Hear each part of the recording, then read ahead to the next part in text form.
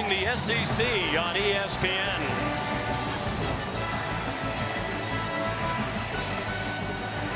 Ole Miss won the coin toss and will receive the opening kickoff from Joseph Bulovas. Back deep, Elijah Moore. And we are underway. Very little breeze in the stadium. And a good kick about 3 yards deep. Down on the field, here's Holly Rowe. Well, think about what an unusual evening. Opposing quarterbacks are young men of Samoan ancestry who grew up 30 the island of Oahu. I talked to Tua before the game, and he said it's so weird. I've known my whole life. We've worked out together, we've prayed together, and now we're playing against each other in SEC schools thousands of miles away from home.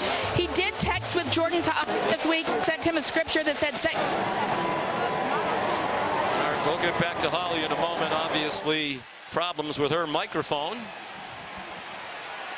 So Ta'amu, the senior from right near Pearl Harbor, looking to throw on the first play. Wants to go deep. There's a receiver open.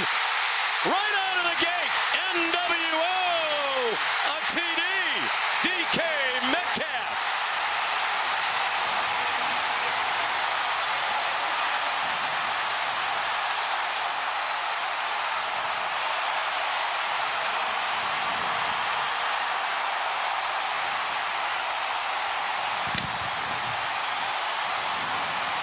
This team loves to take deep shots. Jordan Ta'amu has a tremendous touch on the deep ball. Maximum protection and a beautiful throw to start. Brand new starting secondary for Alabama, and they knew they were going to get challenged tonight. First play out of the gate, Ole Miss strikes for a touchdown. Matt Luke said we absolutely need to get off to a good start and build some belief. They were hammered by the Tide in Tuscaloosa. They're looking to see if he stepped out of bounds. He might have right there at the 2-yard line. Well, that doesn't look conclusive from that angle to me. What do you think? Yeah, that's pretty close. I mean, again, it's got to be indisputable evidence to overturn the call on the field. That looks like he's out of bounds. Right heel, white shoe on the white. I think they're going to have to line up and play goal line offense here at the 2. They got annihilated last year, 66-3. After beating Alabama in 2014 and 15, and watching Alabama come from 21 points down in 2016, the start critical for Ole Miss. Absolutely. Last year in Tuscaloosa, I did the game. Opening kickoff, Alabama got a huge hit and set the tone, and then they just steamrolled Ole Miss. And this wide receiving core, with so much notoriety and so much success, only 6 combined catches between the 3 superstars a year ago. A big one on the first play of the game for DK Metcalf. And what a specimen he is. 6'4", 230 pounds. Great bloodlines. His dad, Terrence, was an All-American offensive lineman here at Ole Miss. Played in the NFL. DK grew up here in Oxford, a hometown hero. What Ole Miss has to be thinking right now, they're going to assume they're going to take this away. So they have to be thinking offensively, hey, what is our first play here on the 2-yard line, if that's what we have to line up? Because with that play and the energy that it put into the crowd, they need to find a way to get the ball in the end zone if this play is going to be overturned. Hubert Owens, the referee, talking with John Bible, the replay official. This crowd of nearly 65,000 awaits. After review, the ruling on the field stands. Touchdown. Not conclusive. Right, that's why it stands and not confirmed.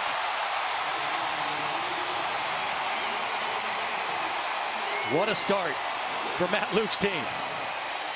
I thought the shot from the end zone back toward Metcalf, running toward the camera, looked like he stepped out of bounds at the 2. So Tom with the touchdown pass.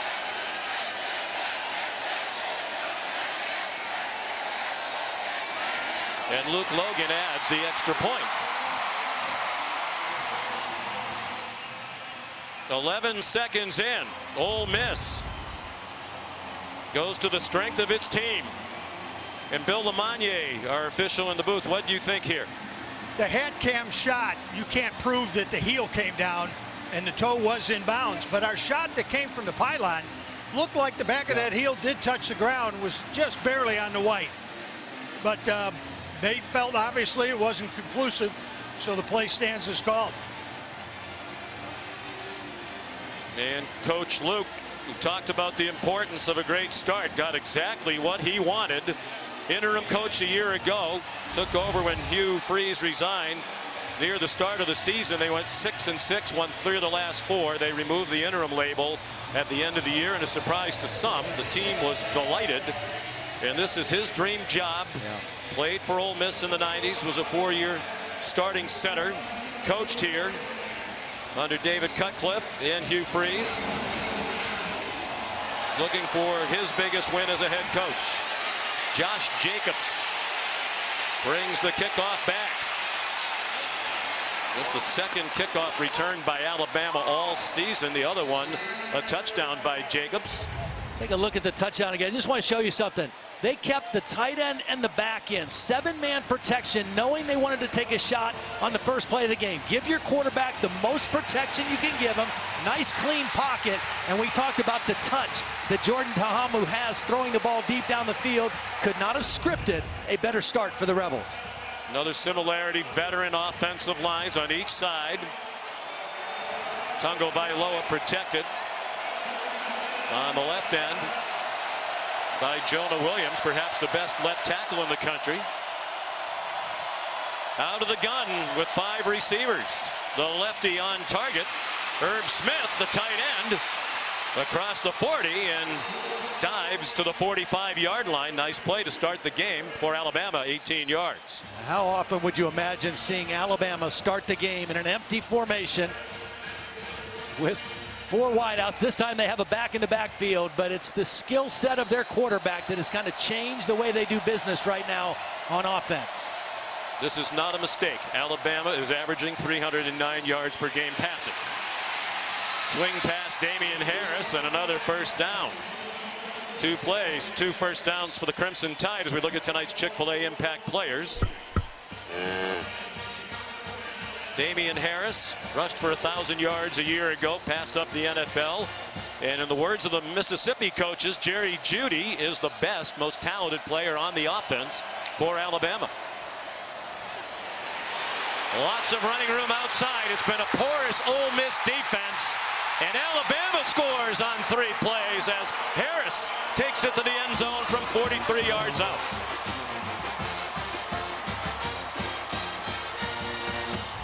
Well, just poor defensive fundamentals. You got an end that's going to have a shot, another end that's chasing, and a safety that runs away from the play. You got to be able to make plays when you're unblocked. Here comes a defensive linebacker, misses it, the middle linebacker. Bad angle by the safety, and Damian Harrison. That was Momo Sanogo, who just had a bad angle to the football. He was unblocked, but a bad angle to Damian Harris, and just like that, chance for a tie. And it is tied off the foot of Joseph Bulovas. Ole Miss has been a disaster on defense, particularly last week when Southern Illinois scored 41 and had 629 yards of offense, which made you wonder what Alabama might do here tonight. Entertaining start, just getting started in Oxford. Downloading the ESPN app or visiting ESPNplus.com. Damian Harris in the end zone for the first time this season. And we're tied at 7. Just a minute and 21 seconds in. Joseph Bulovas kicks off for the second time. Redshirt freshman from Mandeville, Louisiana. This one returnable for the freshman Elijah Moore, but he calls for the fair catch and brings the ball to the 25. Here's Adnan Virk.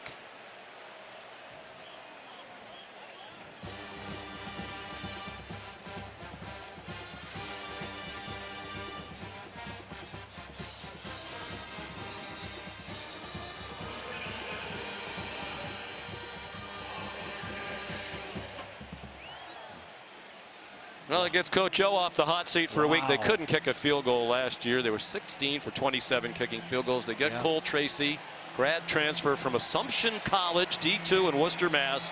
And he has been a difference maker at the start of the year. From the 25. Ole Miss's second play. They threw a 75-yard touchdown pass on the first. Trying to do it again. again, and it's incomplete, looking for DeMarcus Lodge, and broken up by Trayvon Diggs. Well, that's what they do. I mean, they go max protection again. Keep the tight end in the back end. Try the other side. Diggs, who has long arms, just able to get in there and get a hand on the football.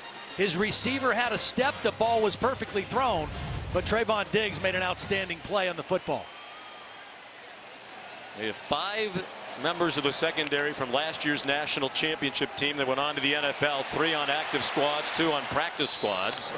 So that was a lot of secondary talent to replace. Ta'amu ahead for 4. They'll mark him down on the slide of the 29-yard line, pressured by Quinnen Williams, the nose man, who's had a great start to the year.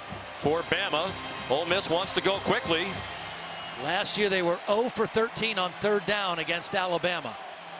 Important part of the game for the Rebels offense. And they have to feel like they have to score a lot tonight with the way their defense has played all year. The pass deflected and falls incomplete. A couple of pumps by Ta'amu as he tried to find somebody.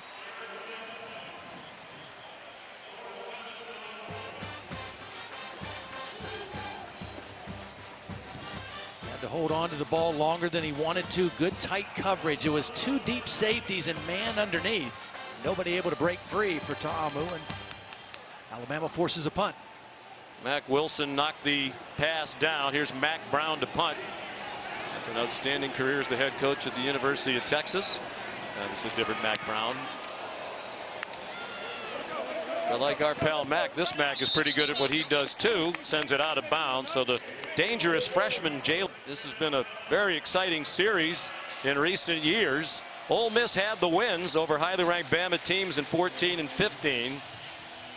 Both of those Ole Miss teams were ranked. This team tonight is not. 75 straight wins against unranked foes. The all-time record in FBS football. Damian Harris collared, but another good gain of about 7 on 1st down.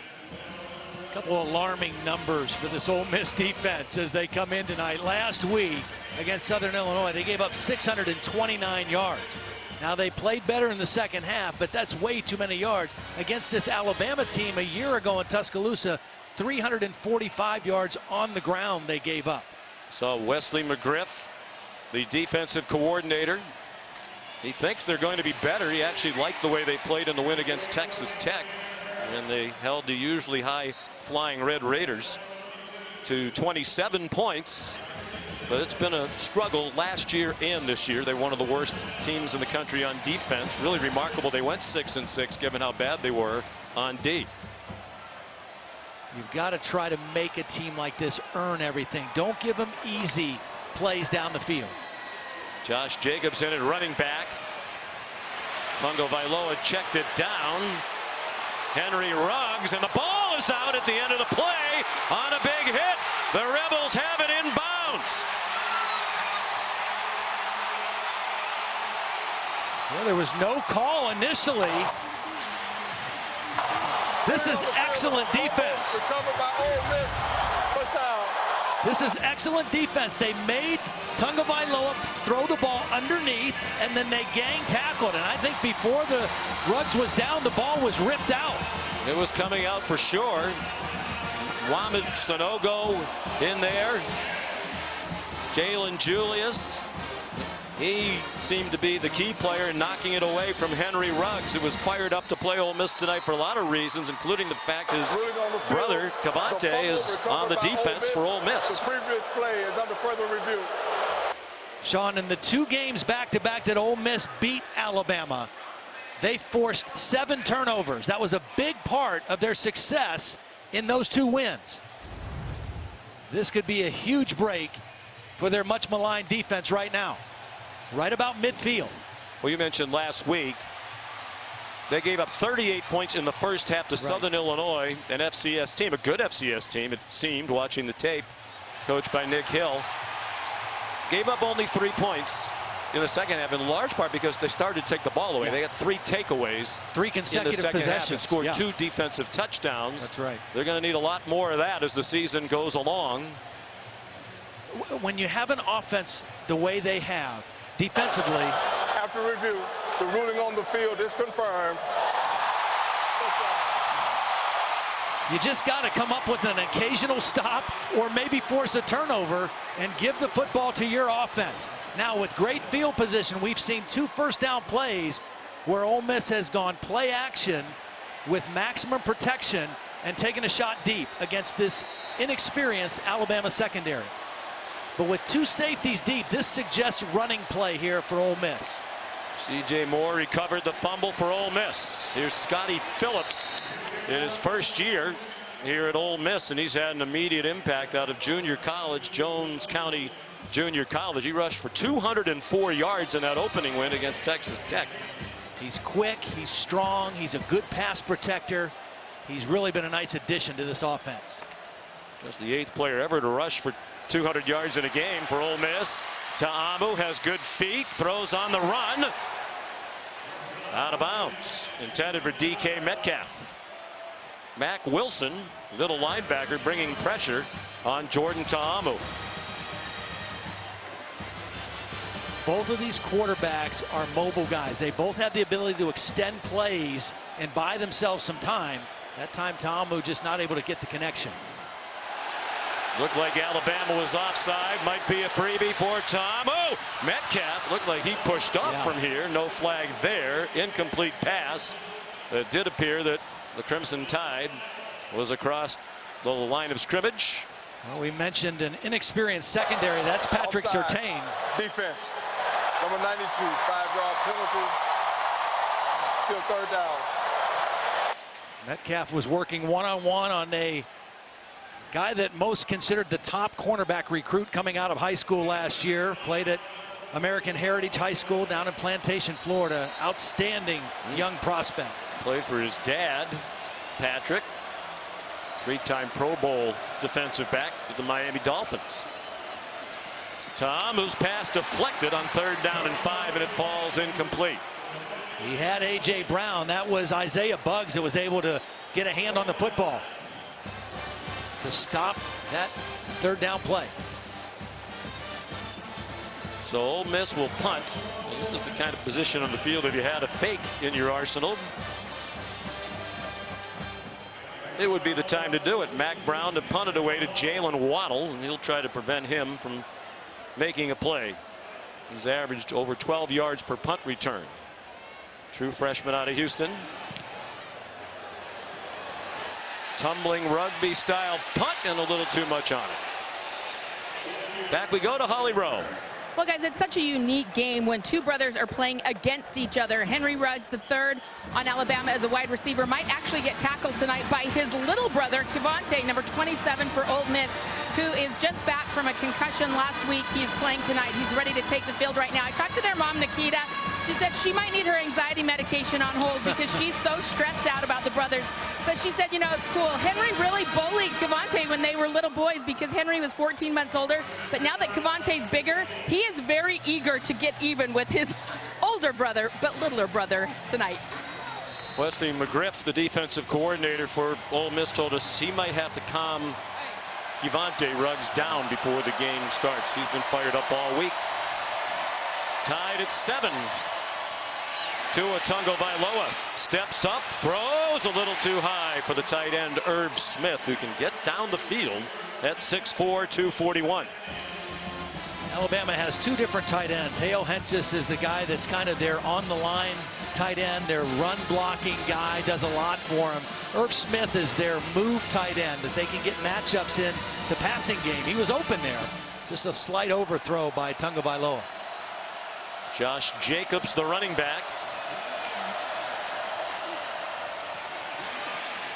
They faked it to Jacobs. Tagovailoa, a good runner. Across the 20, but that's all. Josiah Coatney, a part of the front 4 for the Rebels, made the tackle. And how about these numbers on 3rd down for Tua Tagovailoa this season? 10 for 10 passing, and he's run for 2 first downs. That is pretty good. But he hasn't done it on the road yet, so this is his first opportunity in an SEC stadium. They beat Louisville in the opener in Orlando, Florida. Had a home win against Arkansas State. Scored 50+ in both games. They've never started a year with 3 straight 50-point games. Tagovailoa still on target on 3rd down. and Jerry Jeudy is in the end zone. Touchdown, Alabama.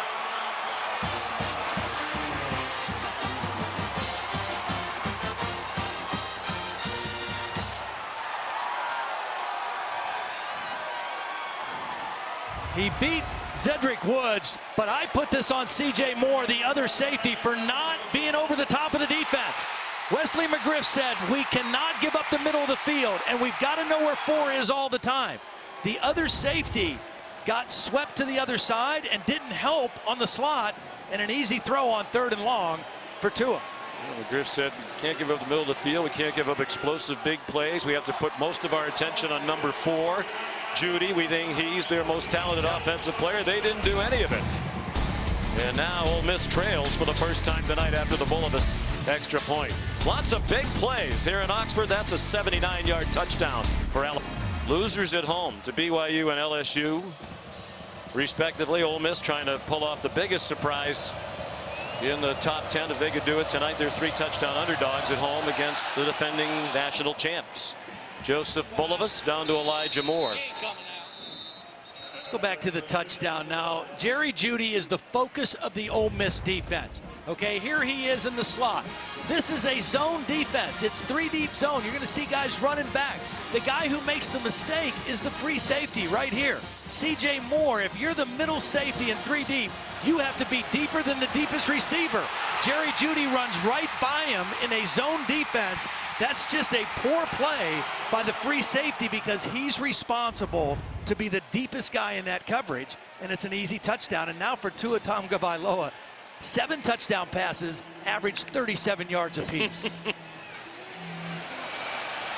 Scotty Phillips, nice run on first down for the Rebels, and he got 9, chopped down by Dylan Moses. 79 yards on the last touchdown pass to Jeudy. Such an accurate passer, great touch on the deep ball. Anticipation, reads the field, finds your weaknesses. Play fake to Phillips. They want to throw it on 2nd and 1, and it's dropped by DeMarcus Lodge, who didn't play last week against Southern Illinois as he was in the concussion protocol.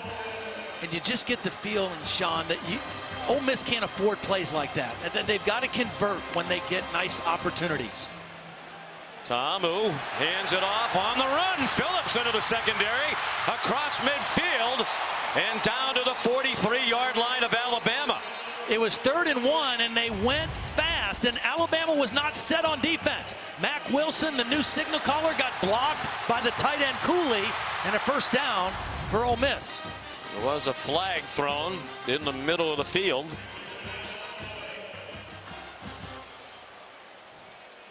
Alabama played a tempo team last week. Holding.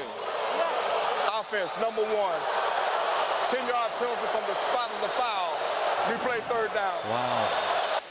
Costly. Again, you just get the feeling that Ole Miss, you can't play a perfect game, but you can't shoot yourself in the foot. There's A.J. Brown blocking on Carter, number 5. It wasn't a lot. And it negates a great run by Scotty Phillips. After forcing the foul, the ball still made the line of the game. It'll be first down, Ole Miss. Okay, that makes more sense.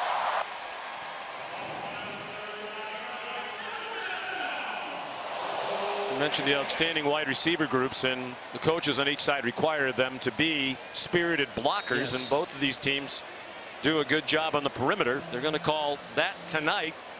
There might be a lot of flags on both sides. Isaiah Willard, the backup running back, is in. On target, A.J. Brown. Most believe he's the best of the nasty wideouts from Ole Miss, and a very likely first-round draft choice. He's a junior out of Starkville, Mississippi. Only 1 catch for 6 yards in the game at Tuscaloosa last year. They really focused on him. Couple of fakes and a strike for a first down, and they're back across midfield again. It's A.J. Brown, outstanding 2-sport athlete, drafted as an outfielder in the 19th round by the San Diego Padres, and has spent about a week in each of the last 3 off seasons with them. Mack Wilson, who is their signal caller, sitting on the field. Yeah, crowd booing, thinking maybe Alabama's trying to slow the tempo down. I don't think Mack Wilson would want to be out of the ball game. He's a valuable piece to this inexperienced Alabama defense. Nick Saban puts a lot of responsibility on his signal calling linebacker, and this guy is just kind of starting to get used to that. And that was a concern, particularly tonight, with the pace at which Ole Miss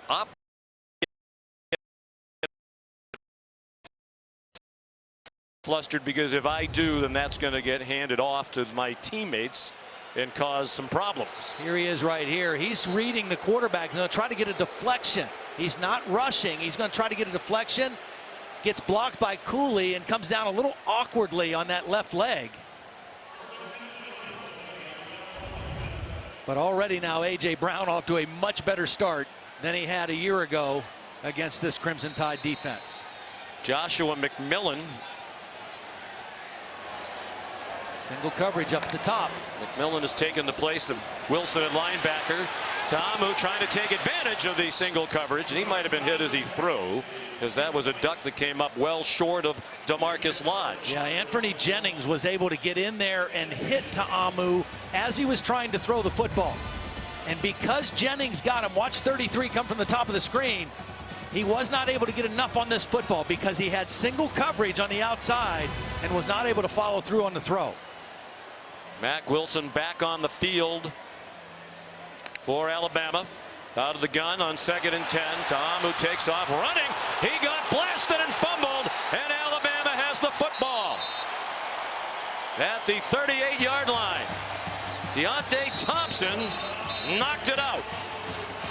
Now, one of the issues for Ole Miss, you don't get your quarterback hit in practice. You want to protect him. You tell him to slide. He goes for a tough run here, and he loses the football. A big hit by Deontay Thompson on a guy who's not used to getting hit in the open field, and he lets go of the football. He's a good runner, but he didn't secure the football there. Xavier McKinney had the first contact on Ta'amu. So each team has turned it over once. Alabama has sandwiched a couple of very short touchdown drives of 3 plays each around their turnover. Tagovailoa across midfield, slides down with a first down after a 13-yard gain, with Montrell Custis closing in. I have lost track of belts and thrones and chains and all these other things. Although I think Alabama says they, and Holly knows a lot about this, they were actually the originator of the hardware, if you will, on the sideline. She's taking meticulous notes on documenting all the sideline things. Tom Rinaldi on game day today as well. That pass incomplete. Looked like Devontae Smith didn't see it coming or wasn't expecting it to be thrown in his direction. Well, guys, we were giving the Miami turnover chain a lot of love for spawning some clones. The Boise State throne, the Memphis robe, all kinds of things sprang up in week 1 of college football. But the Alabama fans were quick to let me know they've had the turnover belt for a long time. They think they started the trend, and they might be right. Apparently it comes with oxygen. Najee Harris down short of the first down of the Ole Miss 43.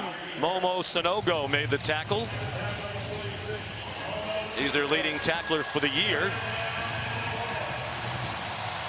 A big third down situation here for the Ole Miss defense. Good opportunity for Alabama, because at this distance you've got everything open. Run, quarterback run, and you better make sure you take care of number 4 in the slot, Jerry Jeudy. And a quarterback who hasn't missed on 3rd down all year. Plenty of time. Tagovailoa. First down and much more. Not content to just get past the marker. He's inside the 30. We talk about Jerry Jeudy being the most dangerous receiver. This time he was the best blocker on the field. Tagovailoa does not convert that 3rd down if he doesn't pick up the block downfield by Jerry Jeudy. He sustained the block for a long time and got his quarterback the first down.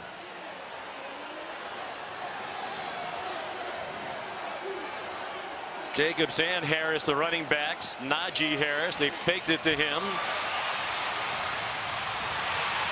Josh Jacobs, another big play. Chopped down by C.J. Moore at the 10. First down. Josh Jacobs is their changeup guy in the backfield, and they want to do some things. Mike Locksley told us we got to be creative to find things to do with him, and that was a two-tailback formation. And they've got 3 or 4 guys that they play at that position, but Jacobs gives you the ability to do something with 2 backs on the field that's a little unique.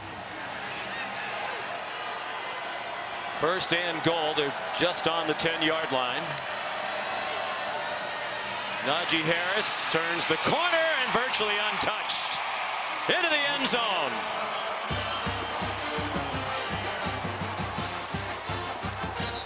This is the same problem.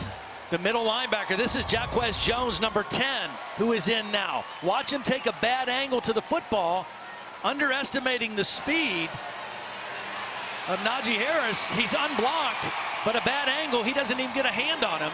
And another easy running touchdown for the Crimson Tide. This offense has been outstanding through the first 2 weeks, and they don't show any sign of slowing down in this ball game. No SEC team has ever started a season with 3 straight 50-point games. Alabama might be there by the half. They're averaging 54 points per game, put up 51 in the win against Louisville in Orlando to open the season, 57 last week at home against Arkansas State. Tremendous run-pass balance, a quarterback who makes great decisions. They're fun to watch. Don't often see the starting quarterback as the holder, No. but Elvis, who took over mid-game last week after Austin Jones, their transfer kicker from Temple, flanked an extra point off each upright. Missed 2 at the start of the game.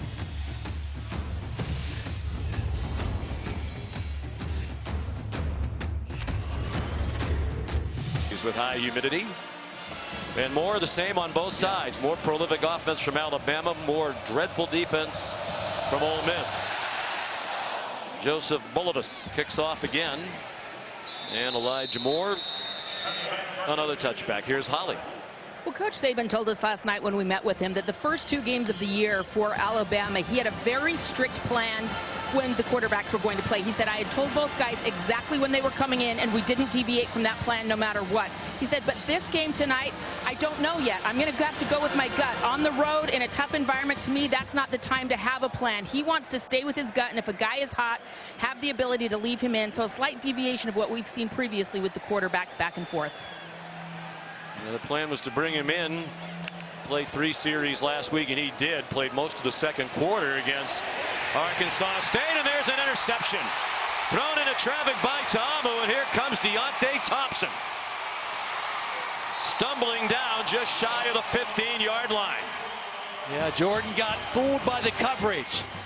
Alabama disguised their coverage. They showed 2 safeties, which means the middle of the field should be open. But at the snap, one is going to go up and one is going to go back. And that middle safety just read the quarterback. And as Jordan tried to throw deep down the middle, he was reading it and made a play on the football. He thought the middle would be open, but he was fooled by the coverage. And Deontay Thompson made him pay for it. His 2nd interception of the season, 3rd of his career. He's been on to a great start this season. Thompson, saluted by the coaching staff as their defensive player of the game in each of the first 2 games of the season. One of their players of the game. They generally pick 2 or 3 on each side of the ball in special teams. Damian Harris, they faked it to him, and Tungo Vailoa slides down with a 2-yard gain at 12.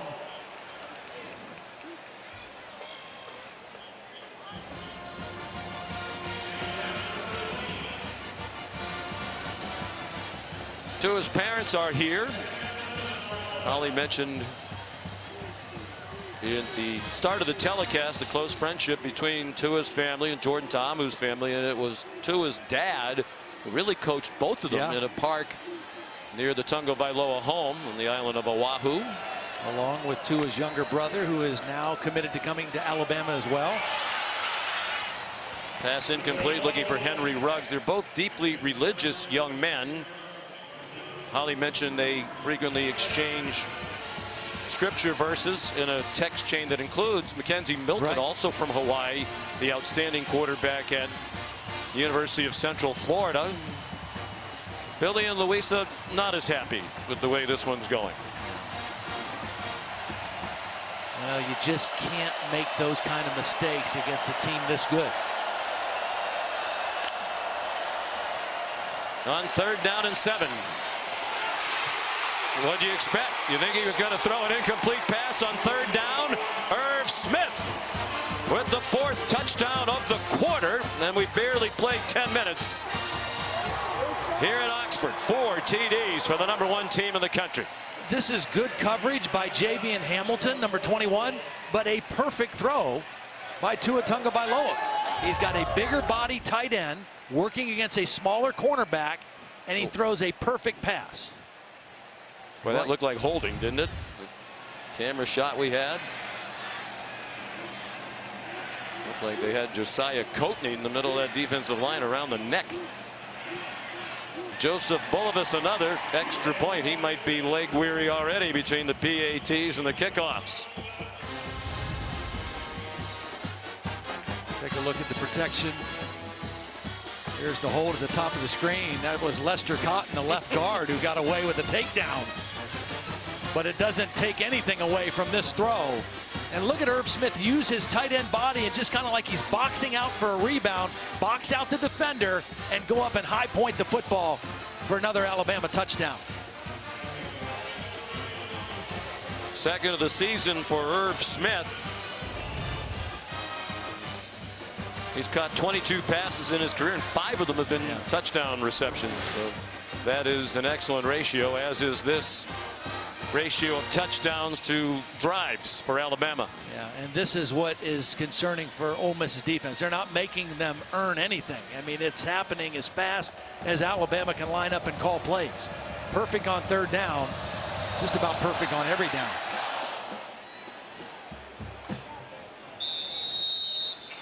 .28 points in the first quarter, ties the most scored by the Crimson Tide in an opening quarter under Nick Saban. They did it in 2010 against Duke, 2015 against Charleston Southern, and they have 440 to put more points on the board here. Boy, Ole Miss got off to that great start. 75-yard touchdown pass on the first play of the game. It has been all Alabama since. And I think, going back to Holly's report, I think we will see Jalen Hurts now, possibly even this next possession, because they have complete control of the football game. But that's one of the things that Nick Saban said was a double-edged sword. You're ahead. Right. You feel comfortable perhaps making a change, but you don't want the momentum of the game to change when you have them on the ropes. He has a lot of respect for the scoring ability of this Ole Miss team. So you wonder if he'll keep the throttle down with Tagovailoa. He did say he has great compassion for Jalen Hurts. He said, when else in the history of college football has a guy gone 26-2 as the starting quarterback and lost his job? But he's handled it with grace. 2nd and 5. Scotty Phillips. Deontay Thompson swung him around and sent him backwards. They'll give him forward progress to about 2 yards short of the first down. I just want to go back and make one more point on that, because that's the point. This is not like a freshman that you want to keep interested, you know, like at Clemson or at Georgia with a Justin Fields. This is a guy who's 26-2 as a starter and took your team to the national championship game 2 games in a row. Here's Scotty Phillips, manages to get outside and has the first down, shoved down by Mac Wilson. They'll spot it at the 45-yard line. Ole Miss has to just stick to their plan. They can't look at the scoreboard right now. They know they've got a prolific offense. They got to get in a little rhythm here. They haven't converted on a couple 3rd downs. They need to keep trying to blend the run and the pass and take their shots when they present themselves. Isaiah Woolard gives Scotty Phillips a breather. He stayed in the block for Tom, who on target to DK Metcalf. First down. He got chopped down to the 37 by Trayvon Diggs and Deontay Thompson. Really good decision. Instead of trying to force one down the field, he looked deep to A.J. Brown. It wasn't there. Take the underneath throw and let that big guy try to make a play for you. And Movement for a false start against the Rebels. False start. Offense. Number 14. 5-yard penalty. First down. Todd, you played on some great teams at Penn State. Won an position that Tom was in tonight. He knows how porous the defense has been, not just this year, but last. So I think you could expect that he might try to force it in there a couple of times tonight, feeling like they have to score every time they go out there. Yeah, but you can't. You have to stay with your plan. You got to believe you got enough time to make some plays, because what you don't want to do is force one down the field and get it picked off because you got greedy like he did the last possession. Isaiah Woolard, a short gain just across the line of scrimmage. He got knocked down by Quinnen Williams. Plus, you want to try to let your defense rest a little bit if you can, and try to regroup the best they can. Woolard remains the back. Ta'amu faked it to him, and it's incomplete. Trying to fire it to Dawson Knox, the tight end. I think we're going to get another holding call. Alabama's forcing Ta'amu to hold the ball longer than he wants to. This is a quick trigger passing game. Holding. Offense. Number 50. 10-yard penalty. Replay second down. Well, that's the center right in the middle of the action. Sean Rawlings right here. Last week against Southern Illinois, 9 penalty. There's the tackle, the takedown by the center, and that's a hard ask to block Quinnen Williams, who's been the most productive and disruptive inside defensive tackle for Alabama. Veteran offensive line, and Ta'amu is dumped. Christian Miller, the linebacker, bringing the pressure with his first full sack of the season. Had a half sack coming in. Again, the coverage is forcing Ta'amu to hold the ball longer. He wasn't able to get rid of it when he tried to cock the throw, and he held it too long and got hit and sacked. Third down, 28. There is a flag down. Jump ball and almost intercepted. Intended for DK Metcalf. Savion Smith had the coverage. Offside. Defense. Number 99. 5-yard penalty. Third down. Raekwon Davis gives Ole Miss another chance with 1:39 to go in the first quarter.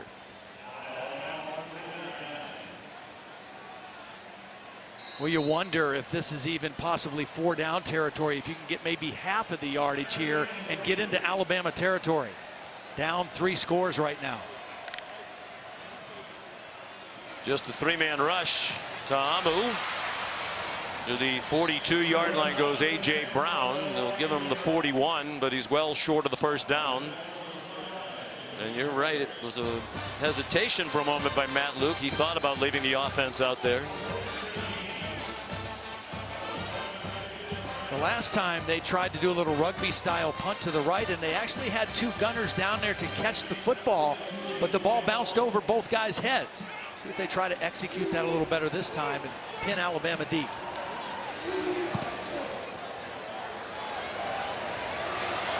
Too much leg again. That's a waste when you keep kicking it into the end zone. Tomorrow, Sunday NFL Countdown at 10 a.m. Eastern on ESPN. The story of James Conner's incredible journey. Battled cancer while at Pitt. And he had a terrific performance for the Steelers last week in Cleveland. Plus, Randy Moss ranks this week's best catches in college football in You Got Moss. So happy for James Conner. Holly spent a lot of time with him. We were in Pittsburgh last weekend. Very likable young man stepping in for Le'Veon Bell, and really they didn't miss a beat.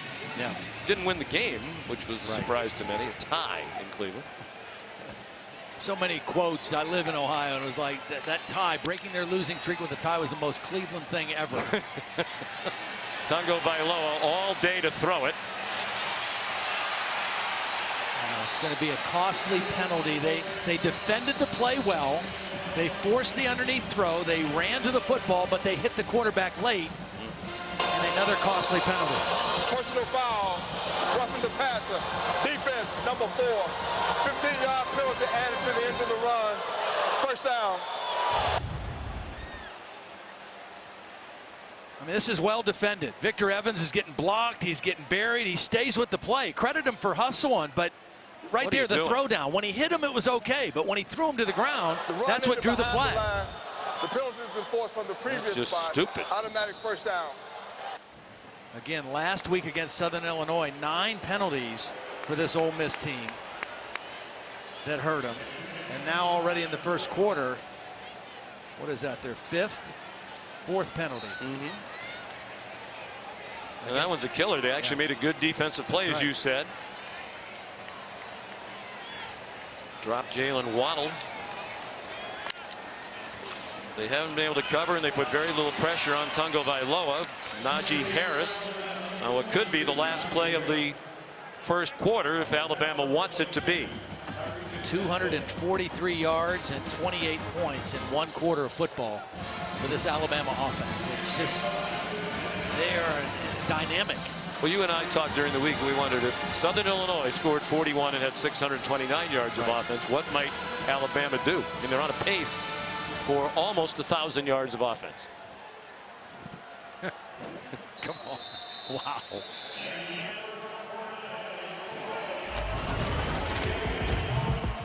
The #1 team in the country. Looking very much like it. End of 1 in Oxford, 28-7, Alabama. Sean McDonough, Todd Blackledge, and Holly Rowe back in Oxford, Mississippi, where Alabama scored 28 points in the first quarter, put up 243 yards of offense. Balanced again this week. Run in pass with Tua Tagovailoa at the helm. Fake the toss. Weaves through the defense and gets taken down at the 48-yard line of Ole Miss by Josiah Coatney. Very good runner. We saw that in the championship game. Not only did he make some great throws, throw 3 touchdown passes against Georgia, but he also ran for a couple critical first downs. He's a tough physical runner. Really has quick feet. Very athletic guy. We know that about Jalen Hurts as a runner, but this guy's a pretty good runner himself. Sophomore Tagovailoa back up to Jalen Hurts a year ago. He's on target to Hale Henches. Usually the blocking tight end. That's his first catch of the season, just his 12th career catch, senior from Jefferson City, Missouri. Of course, the entire country got to know Tagovailoa when he stepped in for Jalen Hurts in the second half of the national title game in Atlanta against Georgia. They were down 13-0. He led them back to the 26-23 overtime win, and then won the battle to be the starter in the preseason camp. He's on target for a first down to Devontae Smith, who caught the game-winning touchdown pass against Georgia, a 41-yarder in overtime. The thing you see with Tua, and we're seeing it tonight, but if you go watch Alabama practice and he's out there with the offense, the ball doesn't hit the ground. I mean, he just hits everything. He is so accurate. He's got so many intangibles and instinctive things that you can't coach or teach, no matter how good of a quarterback coach or offensive coordinator you are. He's got a lot of those things you can't coach. Damian Harris down to the 31. I remember the quote that we used. We did the national championship game with Holly last year for ESPN Radio. Brian Dable, who was the offensive coordinator last year, describing Tagovailoa, said, you know, some guys from a distance can hit the side of the house. Some guys can hit the front door. Some can hit the doorknob. He can hit the keyhole. Yeah. He's that accurate. It was 14 for 24 with 3 touchdowns in that national championship win. 17th in school history for Alabama. And the favorite to win another one this year. Damian Harris, another first down. Keydron Smith, the tackle. It's interesting to me because another team that is really playing great right now and has a big game tonight down in Arlington is Ohio State. And the impact that Dwayne Haskins is having on that offense is very similar to what Tua is doing for this offense. Stretching the field, getting the receivers more involved, and giving them a different dimension throwing the ball downfield that they haven't had in the past. This is just his 3rd career start. And that one dropped by Irv Smith. He just kind of pulled the string on this. We don't see him do this very often. Didn't step into the throw, kind of threw it backing up and didn't get enough on it. because he had Irv Smith open, which in what probably would have been another touchdown, running down the middle of the field. It wasn't a great throw, almost shocking when he's off target. Came into tonight completing 71% of his passes for the season. He's 9 out of 13 tonight.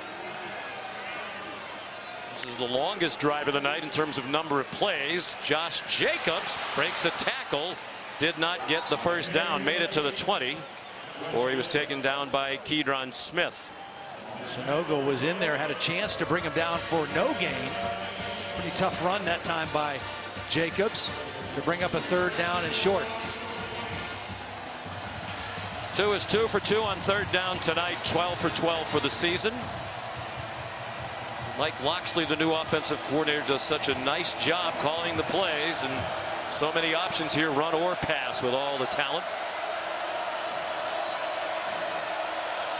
Ole Miss showing blitz.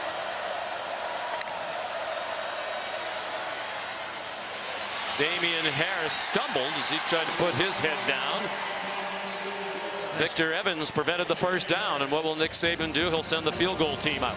Nice play by Victor Evans. We saw him get the costly penalty in the first quarter. That time he broke down against a very dangerous open field runner in Damian Harris and make the tackle. This is a defensive end working out in space against a running back. He does a nice job breaking down, keeping leverage, and getting Harris to the ground. 38-yard field goal try for the redshirt freshman Bulovas. The second attempt of his career. He made a 39-yarder last week, and that's a low duck hook. It's about the only thing that has not gone well through the first 3 games for Alabama. They've not kicked the ball particularly well. They've tried 2 different guys and a missed opportunity there. They're replacing Andy Papanastis, the kicker on their national championship team of a year ago.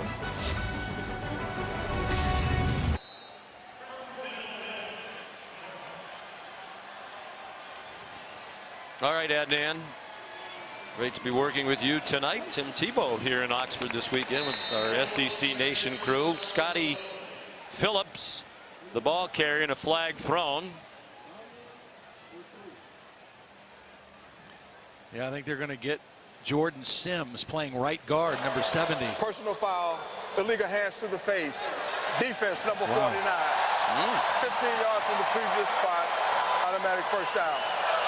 They got Isaiah Buggs for the penalty, but Ole Miss got away with one too, because Jordan Sims gets a tackle right here, and this is Buggs over here with the hands to the face. Or actually up on the top here is Isaiah Buggs working against Greg Little, the left tackle, one of the highest regarded left tackles in college football. We might have the 2 best left tackles in college football in this game tonight. They both project as first-round picks. Greg Little, Jonah Williams. Deontay Thompson had the coverage on the tight end, Dawson Knox. You know, Matt Luke was a former offensive lineman, offensive line coach. He says of Greg Little that he's longer and a little bit heavier than Laramie Tunsil, who was the last great left tackle they had here. And a first-round pick. Ta'amu throws a beautiful deep ball, a stride ahead of DeMarcus Lodge, who got behind the freshman Patrick Surtain. Lodge, one of those receivers who's yet to catch a pass. That was the 4th time they've targeted him tonight, but is yet to connect. Missed last week, got hurt in the Texas Tech game, was out for concussion protocol. And you take a look at Jordan Ta'amu. Alabama has been able to disrupt his rhythm. This pass offense is very quick trigger, all on rhythm. And it's 3rd down and 10. 4 for his last 13. Saw his parents here. Unlike Tua Tagovailoa, he was not highly recruited, didn't have a Division I offer out of high school in Pearl City, Hawaii. Timeout, Ole Miss. University of Hawaii, whom he dreamed about playing as a kid, offered him a walk-on situation as a defensive back. Live in Hawaii approximately, but 3 great players right now, and they all, 3 of them look up to Marcus Mariota. Yeah. Here's where you need your best player to make a play right here. A.J. Brown, 3 catches. They need him to step up and make a play. 3rd down and 10. Ta'amu under pressure, escapes, has the first down and much more. Slides down at the 44-yard line of Alabama with a 23-yard gain. Big play. Big play. You need a conversion. The pocket collapses. You try to keep the play alive. You break a couple arm tackles, and you get your team a new set of downs, and you protect your body with the slide. After the play fake to Scotty Phillips, going deep for single coverage and incomplete. Well covered by Trayvon Diggs. He had DK Metcalf. Trayvon, the younger brother of Stephon Diggs, former University of Maryland star, and now having a great career with the Minnesota Vikings. That ball needs to be thrown outside, over the outside shoulder of the receiver. Because it was inside, it allowed Diggs to make a nice play on the ball. Diggs is 6'2" with long arms, and that throw inside gave him a chance to make a play.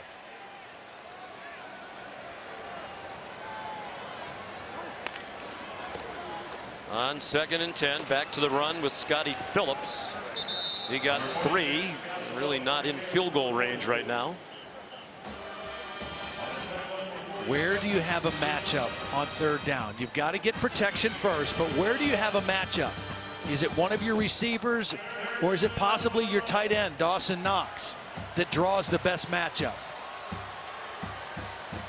Knox is going to be up here. It looks like he's going to be on Trayvon Diggs. That doesn't look like a good matchup to me, unless Diggs is blitzing off that slot.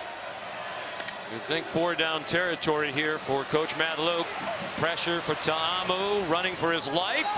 Throws, caught, DK Metcalf. Nope, out of bounds. Save the officials along the near sideline. He had gone out of bounds and came back in to try to catch the football. He ran himself out of bounds and then tried to come back in to make the catch. Watch. He steps out right here and then comes back in to catch the football. Pressure off the slot. Ta'amu had to leave the pocket, and now on 4th down, they've got to go for it. And they like to snap it usually within 11 or 12 seconds. Phil Longo, the coordinator, wanted to make sure they have the right play on this key 4th down. 4-man Alabama rush, but they still get pressure on, and a sack. Christian Miller, the strong rush with help from Dylan Moses. And Alabama takes over on downs. When a quarterback is feeling too much pressure, his vision shrinks. He doesn't see the field. He had A.J. Brown open on this play, but because of the rush, his eyes went down, and so did he. And that rush starts to get to you, your vision shrinks, and you start looking at bodies instead of receivers. After taking over on downs on 1st down, it's Josh Jacobs, a nice cut, and he has 11 yards and an Alabama 1st down to the Ole Miss 41, tackled by Kadir Shepard, a transfer from Syracuse, the Harvard of Central New York. What a big win for the Orange today over Florida State. Very impressive. Backup quarterback too, right? Backup quarterback doing leading the way. They had lost 10 in a row to Florida State. The last win against the Seminoles was 1966 when Syracuse had a pretty good team. Floyd Little, Larry Zonka, and Tom Coughlin were on that team. Alabama's not bad either. Judy, did he stay in bounds? The officials are trying to decide. No, he did not. He's out at the 7-yard line. 1st and goal, Alabama. It's a little bit of a stutter step. He's working on Montrell Custis. Little stutter step and then just runs by him. And again, Tua is so accurate when he sees him wide open. You see him step out of bounds, but perfect throw again to the outside away from the defender. When a guy is a slot receiver, it's hard to jam or get contact on him, but you can't give that guy such a free release. Jacobs forced to retreat off the handoff, still turned it into a gain of about 3. Chopped down by Miles Hartsfield.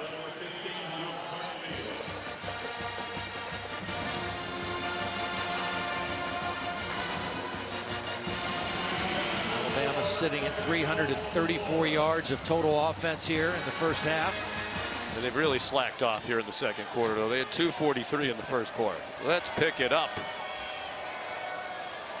Haven't scored in this quarter, more than midway through, but poised to do so. Josh Jacobs finds a crease and finds the end zone. Touchdown, Alabama.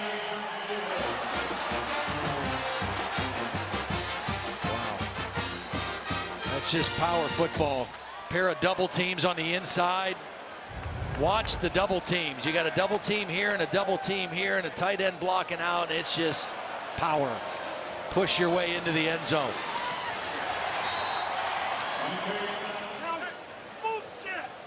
And perhaps some taunting. There was a flag down after the touchdown.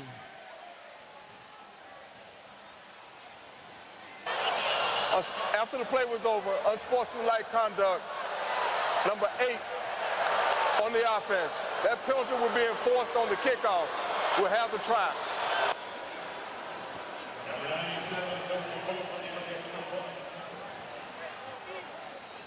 Imitating the fins up defensive signal by Ole Miss. They're known as the Land Shark defense. I think the way Ole Miss has played defense last year and this year, they should probably stay away from any nicknames. But it's a tradition here.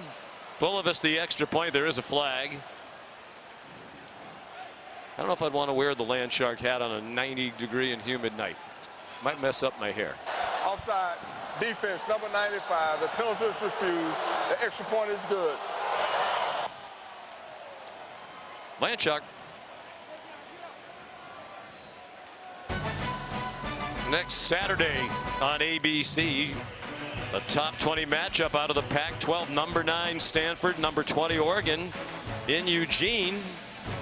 Coach David Shaw expects to have one of the Heisman favorites, Bryce Love, back for this huge matchup in the Pac-12 North. It's on ABC at 8 Eastern time. Yeah. Slow start and some injuries for Bryce Love to start the year. Slow start, but his team is playing well. And their defense has been better than they thought they might be. And Justin Herbert for Oregon, when he's healthy, they're really good. Mario Cristobal, the head coach, former assistant at Alabama, has really tried to take some of that Alabama culture up to Eugene in terms of toughness, in terms of their offseason strength and conditioning program, blending the speed that they've always had and the flash they've had with a little bit of power. And he's got a special quarterback when he's healthy. With all the success for Alabama under Nick Saban, they have to continue to replace assistant coaches. They have 6 new members of the coaching staff this year who weren't here last year. Yeah. They promoted from within to the coordinator positions. Mike Loxley on offense, Tosh Lupoi on defense. Both were position coaches a year ago.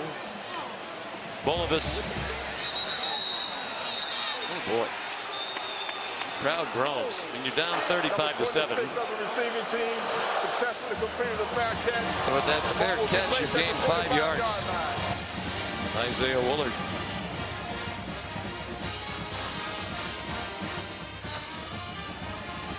Is that the Heisman Trophy front runner right now? It's so early in the season, it almost seems silly, but nobody playing any better than he is. Well, I'll tell you, a big opportunity, obviously, for Ohio State tonight and their quarterback. I saw Kyler Murray today. I watched him. Wow. And he was special. He's fantastic.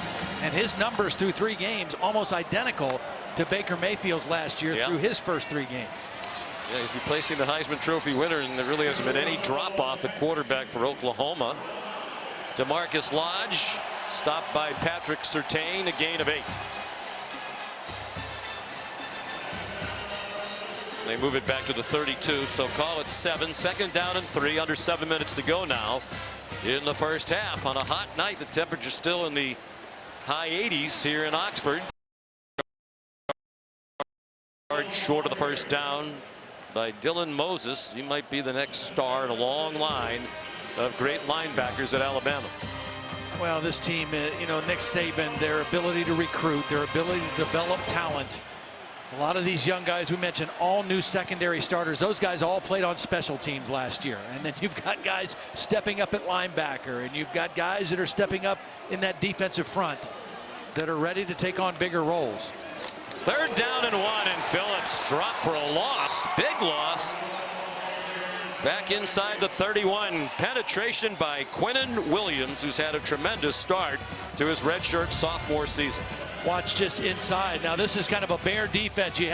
They're covering up both guards in the center, and Quinnen Williams, who has been a disruptive force all season. He doesn't look as imposing as some of the other defensive tackles they've had over the last few years, but highly, highly productive on the inside. Great technique player. To go over for Jerron Payne, who is the 13th player taken in the draft this year. The first round, one of 4 first-round picks off the Alabama campus. He was drafted by the Redskins. Here's Jalen Waddle. Whoa, that might have saved the touchdown for Ole Miss, as he got tackled by Momo Sanogo after a 35-yard return of a 37-yard punt from Matt Brown. Now, Waddle showed what he could do as a punt returner in that opener against Louisville. A very exciting young receiver, returner, outstanding short space quickness, can really make people miss. And you add him to that trio of sophomore wide receivers and the tight end Irv Smith. It's just another weapon at the disposal of the quarterback. He got timed at 4.37 in the 40, and a couple of his teammates said, oh no, he's faster than that. Jalen Hurts is in the game now for the first time. Tosses it to Najee Harris. Nice cut. He got 8 on first down. And this brings up a point as we see Jalen Hurts. You know, the new rule this year for the red shirt, they changed it so that players could actually play in 4 games and still be able to protect a red shirt. This is the 3rd game, and this is the 3rd time Jalen Hurts has played. So nobody knows exactly what the plan is for him or what Nick Saban's thinking, what Jalen Hurts is thinking. I kind of think Nick Saban's plan is, look, I love both guys. I may need both guys to win every game this year, and so I'm approaching it that way. I'm not thinking about red shirts. It'd be interesting to see where Jalen comes on that opinion.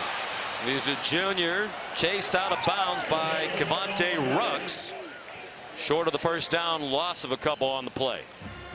I mean, it's just such a new rule and a new situation. It's kind of a win-win for both coaches and players. But in the case of a guy like Jalen Hurts, he's going to graduate in December. If he did redshirt, he could go somewhere else and play for 2 years. But he may just want to stay at Alabama because he loves it here. And Tua may be gone. That's right. You never know. The way he's playing.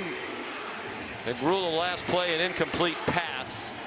So this is 3rd down and 2. For the starter each of the previous 2 years, who went, as we said, 26-2 as the starting quarterback, and is among the all-time leaders in several categories at Alabama.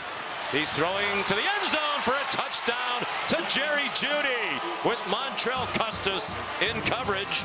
22-yard touchdown. Well, again, he's the go-to guy. This is a perfect throw by Jalen Hurts. But you can't let this guy get off the ball without any collision. You've got to stop his momentum. He's too good, and the quarterbacks are too accurate to give him that kind of a release to get to the end zone. Wesley McGriff, the defense coordinator, said that to us yesterday. You can't let them free release from the line of scrimmage. You need to jam them at the line and disrupt them, slow them down. That pass right there showed me what I've seen on tape the first 2 games. Jalen Hurts is a better quarterback this year in the passing game than he was the last 2 years. I credit Mike Locksley, I credit new quarterback coach Dan Enos, and I credit the celebration of teachers led by the College Football Playoff Foundation through its Extra Yard for Teachers platform. Visit the College Football Playoff Foundation, www.cfp-foundation.org, to learn more about Extra Yard for Teachers Week. See how you can get involved. Great initiative. We salute all the teachers who have helped these young men get to where they are. After some hesitation, Elijah Moore decided to try to run one back, and why not? Down 42-7. Here comes a flag. Excellent return. He's an explosive return man. Been very conservative in bringing the ball back.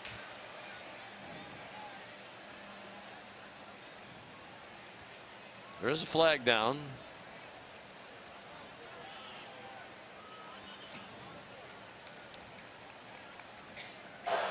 During the return, holding the receiving team, number 14. 10-yard penalty from the spot of the foul. First down. DK Metcalf guilty of the hold. With more on Extra Yard for Teachers Week, here's Holly. Well, Dawson Knox, the tight end for Ole Miss, is one of the most progressive academic young men on this team. He's got a great managerial finance major with a minor in entrepreneurship. He said the teacher that's been the most impactful for him was his high school teacher at Brentwood Academy, Jason Matthews, who is here in the stands. Ironically, his son also plays on this Ole Miss team, Bryce Matthews. Scotty Phillips on first down. Holly, you have more? Jason Matthews teaches at Brentwood Academy, and he actually got Dawson Knox interested in finance. He said he taught me all about economic supply and demand. That led him to his major here at Ole Miss. So the impact of a high school teacher, lingering effects. And Knox came here largely for the academics. He was a walk-on, not on scholarship when he arrived. Phillips taken down by Anthony Jennings.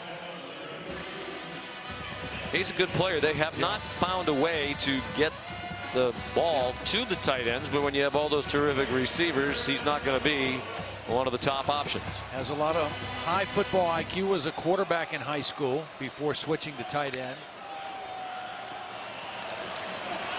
Ta'amu goes down. Under pressure again. And he's down at the 10-yard line. Christian Miller's been a force in the face of Ta'amu tonight. Fifth-year senior out of Columbia, South Carolina.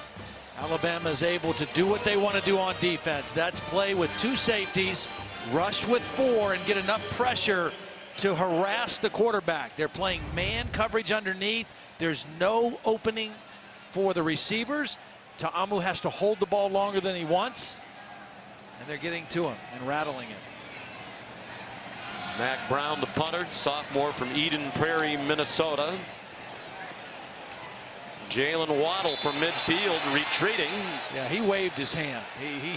He's trying to act like he didn't, but he kind of waved that hand just quick enough to signal the fair catch. Well, if you're not cheating, you're only cheating yourself. Here's Adnan Virk.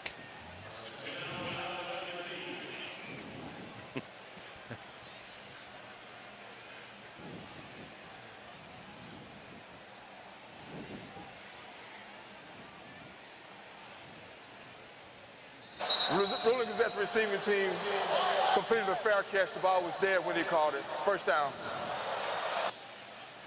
Sure do. And Adnan, you just don't walk into the Carrier Dome and put up points on the Orange defense. Actually, it is staggering how bad the Florida State offense has been at the start of this year against Virginia Tech, Samford, and now Syracuse. The Willie Taggart era not off to a great start. Yeah, a couple of the new coaches off to rough starts. Nebraska loser today against Troy. They're 0-2 for the first time since 1957 under Scott Frost. I am a big believer he will get that completely turned around as he did at Central Florida when he inherited a winless team, and 2 years later they went undefeated. Well, you know what? Troy is a good football team now. Neil Brown has done a great job there. That's the same team that went into Baton Rouge and beat LSU last year in a very convincing type win.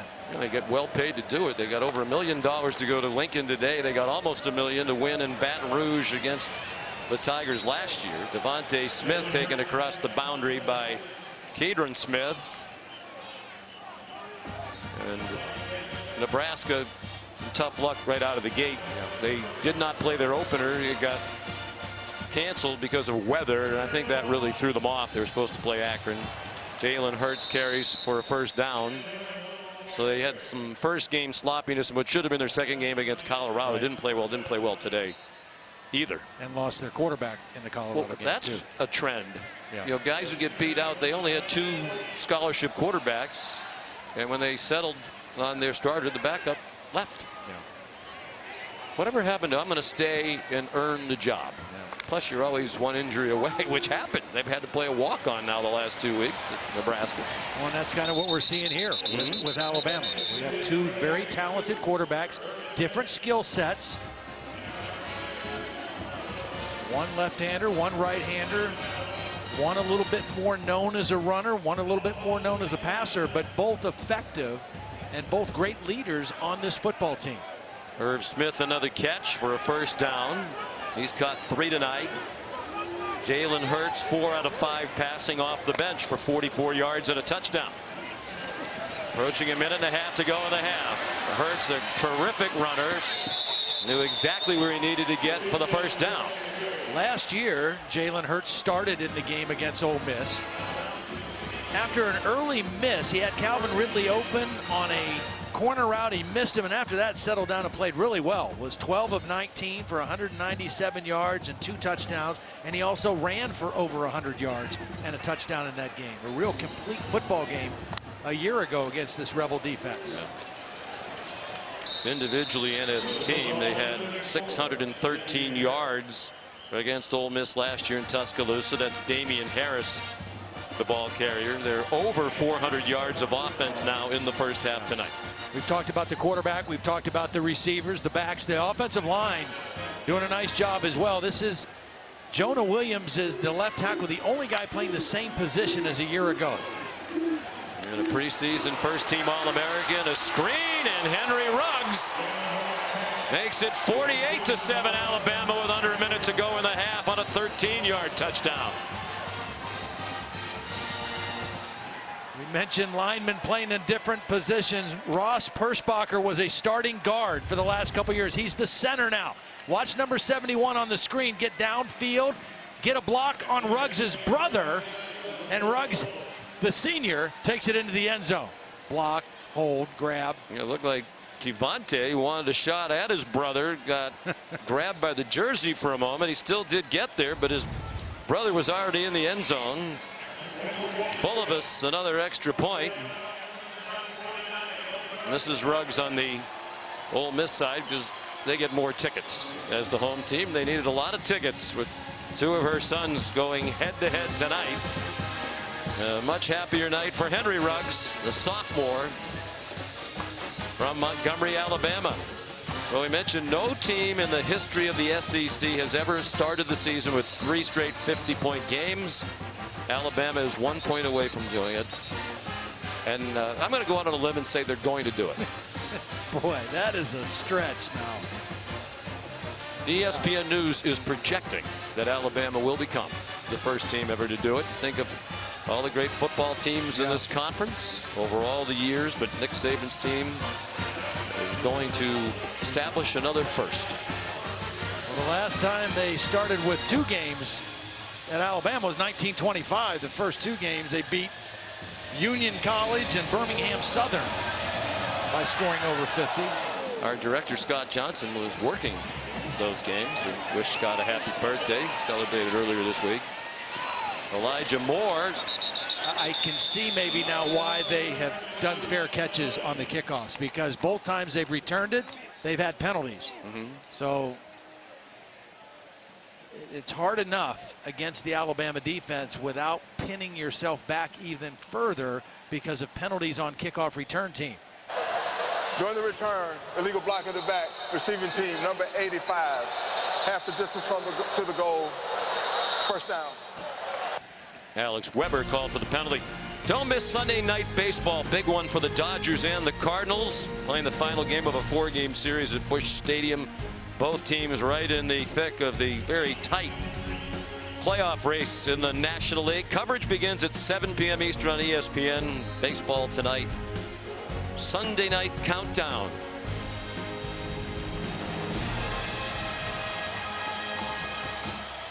Managerial change made a big difference for the St. Louis Cardinals this year. At least it seems to have. Isaiah Willard, the ball carrier. Alabama does have all 3 timeouts left.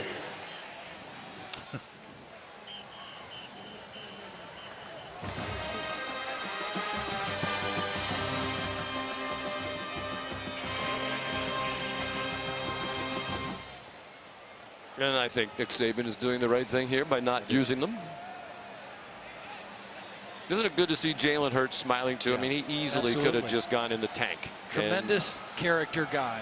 We saw that in the championship game last year. He was genuinely excited and happy for Tua. And his handling of his situation has given him as much respect with his teammates as anything he's ever done on the field.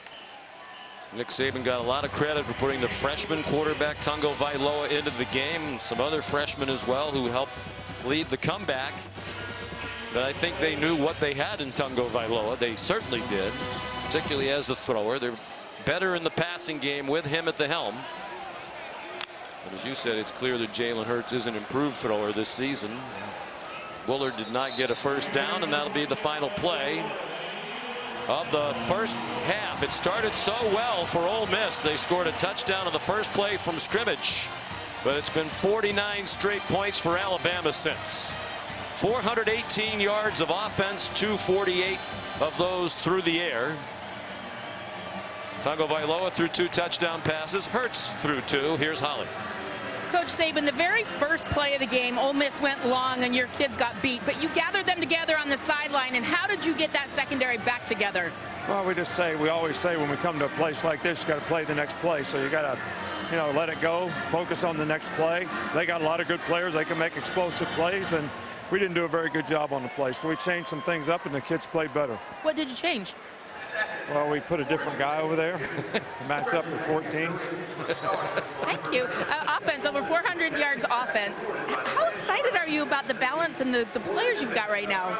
Well, I'm really pleased with the way we're executing on offense. And, a few things we could have done better. We actually missed some checks on some pressures. But, we're going to learn from this experience. And we got to keep playing, though. I want our guys to play and, finish the game right. All right. Thanks, Coach. Thank you. That was fascinating on a lot of levels. Halftime here at Oxford, the #1 team in the country leading by 42.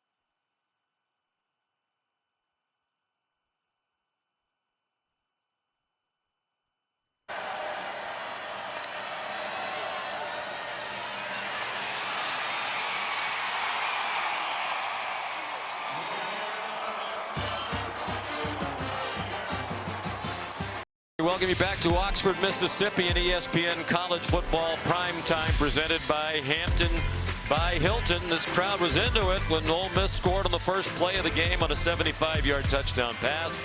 But Alabama has dominated since. And the Crimson Tide will receive the second half kickoff from Luke Logan. Josh Jacobs stays on his feet. Gets by the kicker. They have an angle on him, and they take him down from behind inside the 25-yard line. So as we welcome you back to Oxford, Sean McDonough and Todd Blackledge. More of the same from the first half. No letting up for this Crimson Tide team. About as impressive to start this season as any team I can remember. We know they're always going to play great defense, right? Nick Saban's a defensive guy, but this offense and what they are doing offensively, 2 quarterbacks, both played great, but Tagovailoa just gives them a different dimension to their passing game. They've got young, talented receivers. Think about this now. Since Alabama won their first national championship under Nick Saban in 2009, they've only ranked in the top 30 in pass offense one time. Last year, they ranked 91st and still won the national championship. Coming into the game tonight, averaging 309 yards a game passing, and they're well on their way to passing that again tonight. It's just the pass offense, the diversity in their offense, and the weapons that they have at their disposal is as good as I've ever seen Alabama have offensively.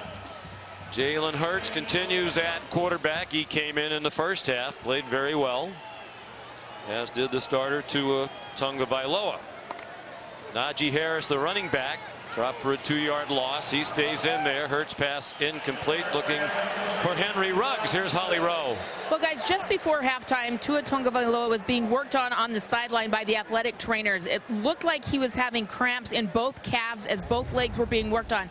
He then left the field early before halftime. He has come out, and I can see him noticeably limping as we wait for the call.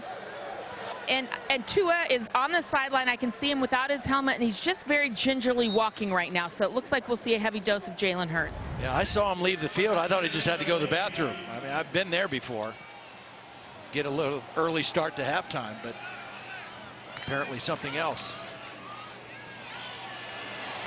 Najee Harris dragging tacklers with him inside the 10-yard line. First and goal, Alabama. They had 4 touchdown drives in the first half that lasted less than a minute. This one likely to end in a touchdown. It'll be a little longer than a minute, and there is an injured Ole Miss player slow to get up. Austrian Robinson, one of their backup defensive linemen, down right now. Young man from New York, grew up in Harlem. He's a long way from home as well. The Trinity Pauling Prep School. You wouldn't expect to be cramps now, and as Holly said too, is limping just a little bit. They had the entire half to hydrate. And Todd had the entire half to eat. He took advantage of every minute.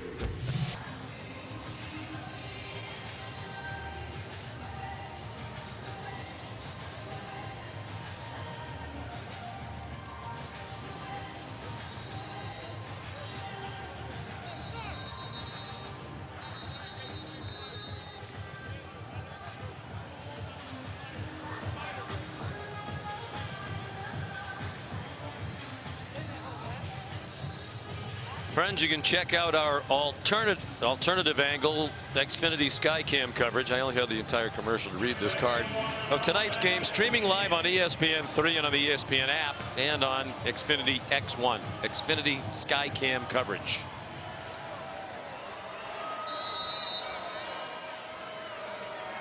Second down 1 for Alabama. First possession of the second half, leading 49-7. They've scored 49 unanswered points. Jalen Hurts 5 out of 6 passing off the bench for 57 yards and a couple of touchdowns. Woo. Josh Jacobs, and Benito Jones says enough of this.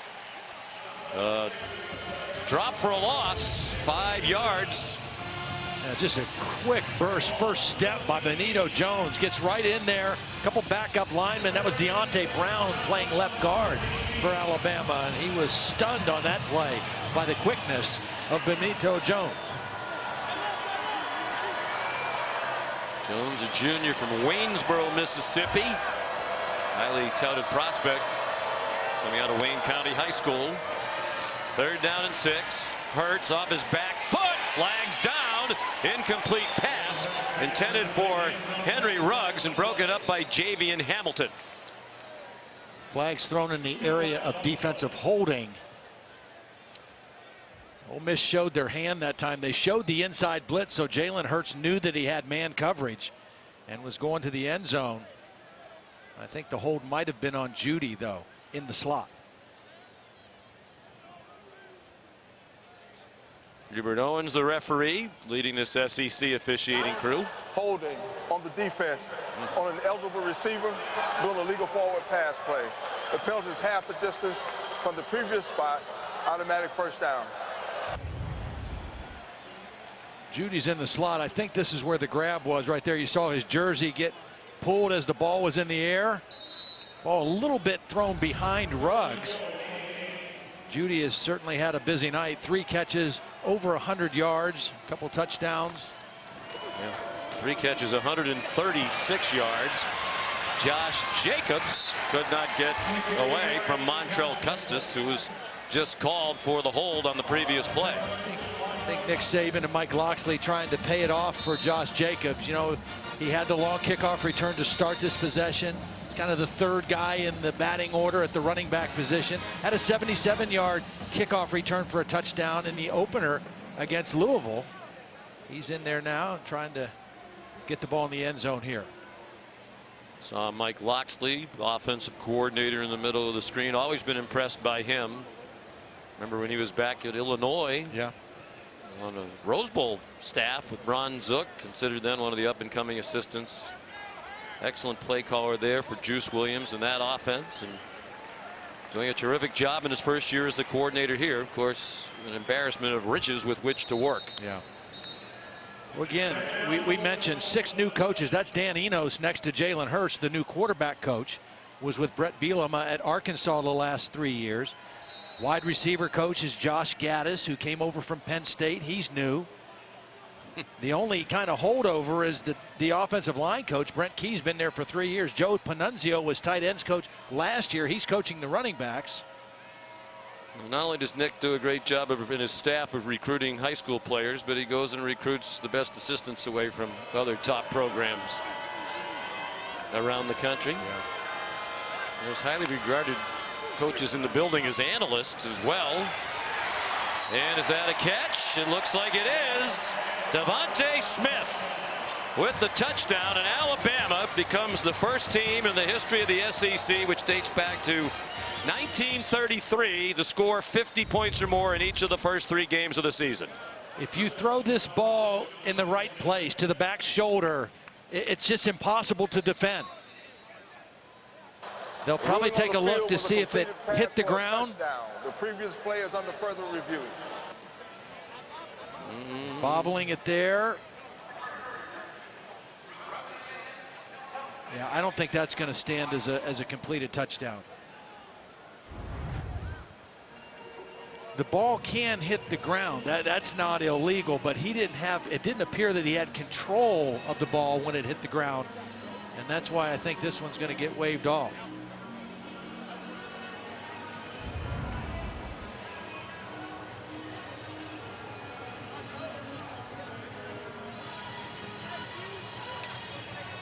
Well, let's see if we have a good look at it from our progressive pylon cam.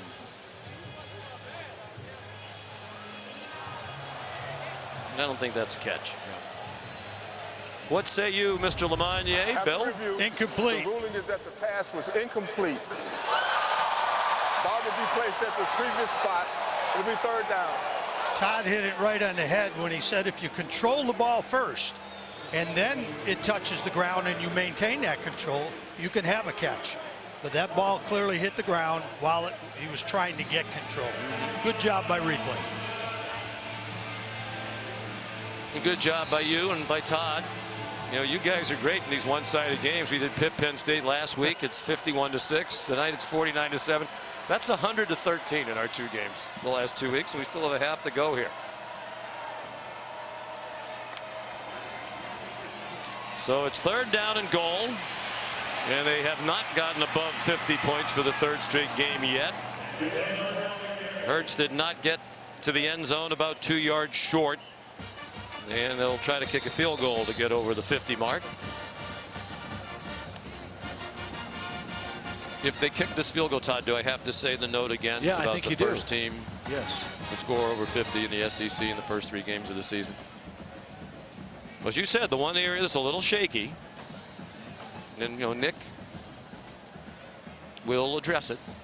Well, you know, they brought in a graduate transfer, first of all, Austin Jones, who was from Temple. And a good one. 4th all-time Yeah. leading scorer in the history of Temple football. Really good. He comes down here, and in the first 2 games, he missed 3 extra points. And so they went to another guy, Bulovas, who's a redshirt freshman, and giving him a chance to be the kicker.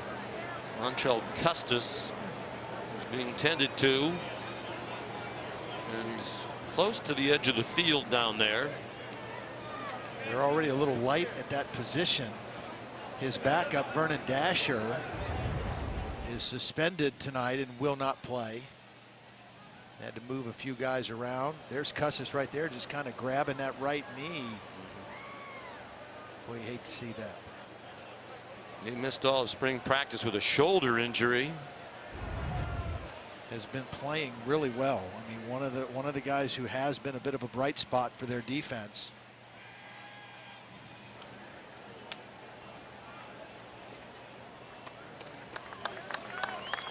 Up on his feet. Let's hope it's just a cramp. Looks like it might be. Among the many players they had to replace from the national championship team a year ago, one of the great punters in the history of college football, J.K. Scott, who's already had a nice start to his NFL career with Green Bay, and Andy Pappanastis. So they thought it would be Austin Jones. He scuffled last week.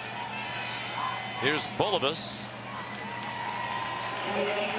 Ibid. 52 points. That's 3 straight games with more than 50. First team in the SEC to start a season that way. Congratulations.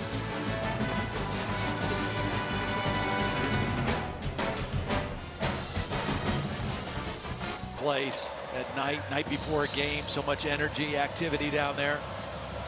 A lot of the folks who are here have already made their way back toward the square, the Grove, for some refreshments perhaps. Bulovas with another touchback. Here's Adnan Virk.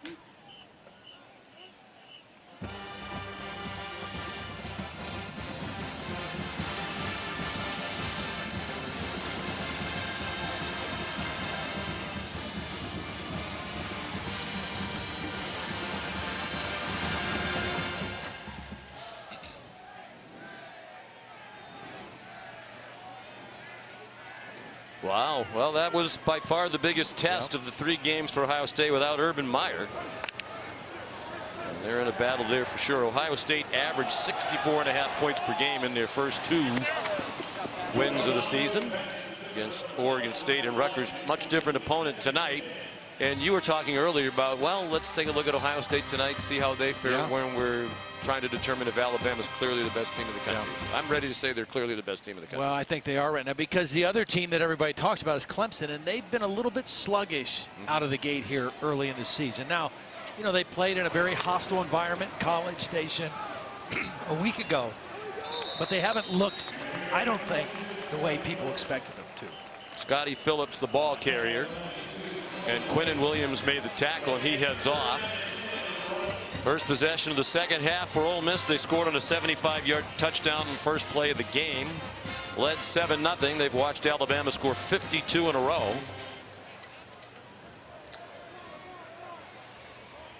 Jordan Ta'amu became the starter late last year when Shea Patterson got injured. Since transferred to Michigan, the pass is batted down to the line of scrimmage by Anthony Jennings. And that really ignited the team last year. Jordan Ta'amu came in, went 3-2. They won 3 of the last 4 to finish 6-6 in a year with a lot of stuff going on. Hugh Freeze resigned not long before the year. They made Matt Luke the interim coach. They had sanctions, a bowl ban, which is also the case this year as well. They won't play in a bowl game unless they win their appeal. They're still waiting to hear. That win in the Egg Bowl, an upset over Mississippi State, seemed to be the final reason that Ross Bjork, the athletic director, needed to give Matt Luke the head coaching job going forward and remove the interim tag, which he had all of last year. Substitution infraction, defense. 12 players in the formation, 5-yard penalty, still 4th down. We From mentioned the 30-yard line. Yeah, mentioned the new offense and defensive coordinators. Alabama with a new special teams coordinator as well. Coming over, Jeff Banks. His first year was at Texas A&M in the last 5 years. Mack Brown to punt again. Punted 5 times in the first half. Jalen Waddle back deep. Brown back 37 yards in the first half. That's a fair catch of a 36-yard punt. Big night as expected for Jerry Jeudy. Well, Ole Miss said we got to know where he is. Well, they knew where he is, but they didn't do a very good job on him. You've got to collide with him. Even if you're running out to zone, you can't let him just run free into your defense and attack the middle of your defense. He was targeted 3 times tonight. He had 3 catches for 136 yards and 2 touchdowns. But a big reason that he was so open and he was such a good guy to go to is they just didn't put any pressure on him physically at the line of scrimmage. And Jared Jeudy is clearly the go-to guy. He's had 2 touchdown receptions in each of their 3 games this year. Najee Harris got knocked down by Chirikas Tisdale after a short gain, and Mike Locksley said he's their best route runner. Yeah. Great at the top of the routes to get open. Not blazing speed, but he certainly looks like he's fast with as often as he's open by a lot. You know, he had 14 catches last year as a freshman, and that was good enough for being in second place. I mean, Calvin Ridley was clearly the lead receiver, the main guy they went to. This year's pass offense completely different in terms of how the ball is distributed, and I think we're going to see these 3 sophomores have similar numbers all the way through the season. Devontae Smith, the catch. You know, last year Ridley had 63 catches. Bo Scarborough was second with 17, but he's a running back. Right. And then Judy with 14. Ridley was targeted 97 times. 71 more than any other player. And some of that was his talents, and Jalen Hurts had so much confidence and ability to be open. Some of it was by scheme. Right. You know, coordinator Brian Dable came out of the NFL and had the approach that he was going to, in each play, put his best receiver in the #1 option in the formation. And because they have great balance of wide receiver now, Mike Locksley isn't going to move people around to be the featured receiver on every play. And Lane Kiffin did the same thing, and McElwain did it before that. They've had feature guys. They've had star receivers that have been the #1 guy in all the progressions. And this year's just a little bit different. Now, one of these guys might emerge to be the go-to guy, but for right now, they are all equally part of this pass offense. Screen on 2nd and 11. Here's Henry Ruggs, very close to the first down, to the Ole Miss 35-yard line. Josiah Coatney made the tackle. Well, when you have some of these stars, you want to throw it to him as often as you can. No doubt. Julio Jones, one of the best receivers in the NFL for sure. How about 124 catches for Amari Cooper in a single season? Yeah, but you look at that next receiver, that's what the big difference this year. Again, you're not going to see that kind of disparity with the group they have. And part of that's the receivers, and part of it's a quarterback who can read through progressions extremely well. Calvin Ridley, a first-round pick, one of the 4 that Alabama had in this year's draft. They had 12 players drafted in total, and they just reload and back as the #1 team in the country. Najee Harris, the carrier on the last play. I got to really tip my hat to one of our colleagues, Kirk Herbstreit, because he made a couple statements before he was getting ready to do the Alabama-Louisville game, and before they had decided who the starting quarterback was going to be. And he said he'll be surprised if it's not Tua, and if he does become the starter, they're going to score 50 points every game because of how good their offense is going to be. And so far, that has been right on point. Jalen Hurts runs out of bounds near the 30-yard line. When you look at what both of these guys have done, and again, I think Jalen Hurts is a much better quarterback, a much more comfortable looking quarterback in the passing game than he was a year ago. But Tua Tagovailoa is special. I mean, his ability to see, his vision, his ability to distribute the football. We may not see him the rest of the night. You know, he had a good night, but he's special. And when he's on the field, this pass offense is special. 3rd down and 5 with the big lead. Play clock all the way down, too far down. Midway through the 3rd quarter. Flag down for delay of game against Alabama. Well, your quarterback should see that, but I'm kind of surprised nobody on the sideline didn't call a timeout to help him as well. Usually, if a coach sees that that's happening and the quarterback's not aware of it, it's very easy to call a timeout on the sideline and avoid that 5-yard penalty. We mentioned the commitment from Alabama. Butch Jones, head coach at Cincinnati Test, he's in their building now as an analyst. Yeah. Lou Spanos was defense coordinator at UCLA, been around a long time. He's in their building as an analyst. You know, these guys would be the top assistant on many staffs. C.J. Moore, the interception for Ole Miss. And that's the first interception thrown by Hurts this year. Well, we saw C.J. Moore not be in a position to help on a pass to Jeudy in the first half. This time, he is in a position to come and help on Jeudy, and he makes the interception, and a nice play for the...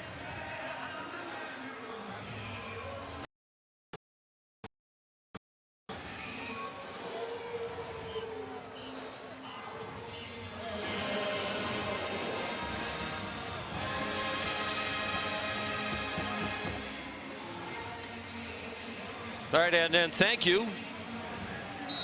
Henry Ruggs heading to the locker room for Alabama. Those talented sophomore wide receivers. After the interception, they took a look at the replay and deemed that C.J. Moore was down. His knee hit the ground at the 4, so they moved the ball back a little bit. Isaiah Woolard carried on first down. First pick of the year for C.J. Moore, 4th of his career. He's a senior from Bassfield, Mississippi.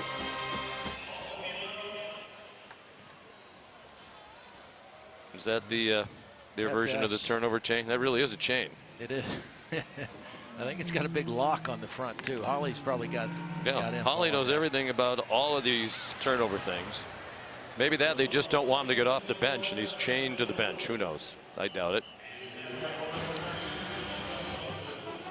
He's a talented player. Yep, he's had enough of the chain. You think it loses some of its luster when it's 52-7? Probably a little bit. Yep. Still is a nice play, especially considering, you know, a play earlier in the game where he wasn't there to help on that inside receiver. It's just good to see a guy learn from a mistake and be in a better position to make a play later in the ball game. Jordan Ta'amu.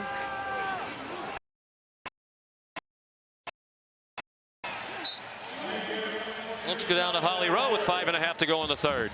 Guys, when Matt Luke went into the locker room with Ole Miss at the half, they were down 49-7. The message he delivered was, look, there are no 42-yard or 42-point plays. We're going to have to do this one play at a time. And he said, no matter what, we're in it together. All I'm asking for you guys to do is go out there and get better. We have seen a little life after that turnover.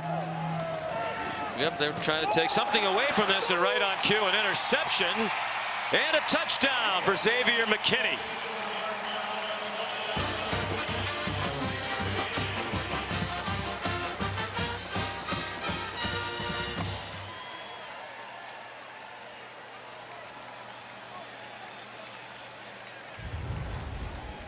Now, Xavier McKinney is right here. And again, it looks like two safeties that are going to split. But he's going to work to the middle and just kind of bait Ta'amu into the throw. He's reading the eyes of the quarterback the whole time. And he picks it off. That's a case where the quarterback's eyes were outside, did not see the inside defender, and threw it right to him. First career interception for Xavier McKinney. Gotta be a little hot doing that all night long. Better that than push-ups, though. Yeah. 59-7.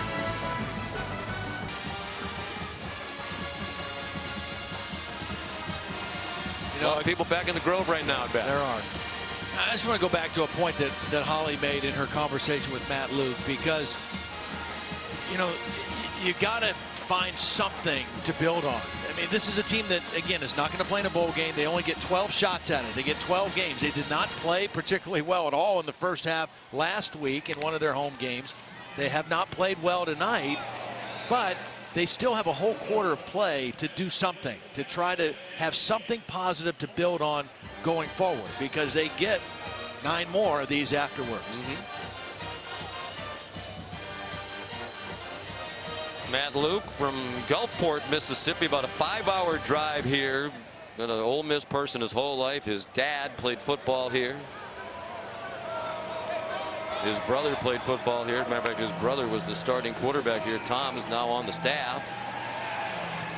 He said it was pretty cool when you're in the 7th or 8th grade. You drive up to a campus like this, and your brother is the big man on campus. His wife Ashley is from Oxford. This is the job he always wanted, and he inherited a mess. And I thought, all things considered, 6-6 last year, considering the turmoil that surrounded this program, was pretty solid, including the 3 out of 4 to end the year with a win in their arch rival game in the Egg Bowl.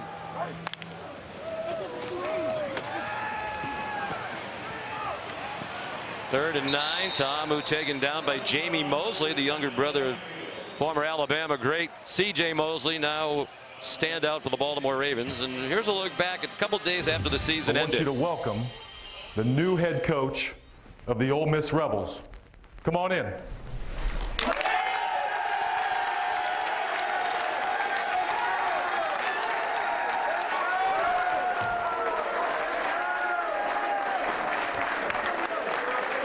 Very emotional for Matt Luke. The players did not know. All they knew was Ross Bjork, the AD, was going to introduce the coach. And they were delighted. They played very hard from last year. Many of them said they were playing in large part to make sure that Coach Luke got the job going forward. Mac Brown's punt goes out of bounds at the 28-yard line. Hey, Sean, the players were not all that excited with how that announcement went down. In fact, A.J. Brown told us because they had him in a room and the door was going to open, they didn't know who it was be. They were mad. They thought it wasn't going to be Matt Luke, and that they were going to have to go through a new coach, and they were already furious. And so as soon as they said his name and he came through that door, one of the very first players up hugging his neck was A.J. Brown. They were so excited that he got the job. And the people I talk to around here, the one thing they keep saying, he's one of us. They feel like one of theirs has this head coaching job. And he might get a little longer honeymoon because of his history in this state and in this program. New quarterback in, 3rd of the night. It's Mac Jones, redshirt freshman out of Jacksonville, Florida, in the Bolles School, outstanding academic school, in addition to a proud sports history.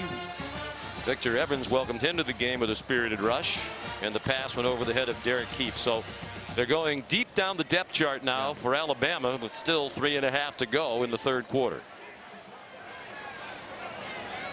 Jones appeared briefly in each of the first 2 games against Louisville and Arkansas State. You know you're hammering people when you play 3 quarterbacks in each game. Brian Robinson, his first carry of the night and 13th of the season. He's 4th on the depth chart, but coaches really like him too. They'd like to get him more involved. He'd be much more significant on the depth chart elsewhere. Local guy, played at Hillcrest High School in Tuscaloosa.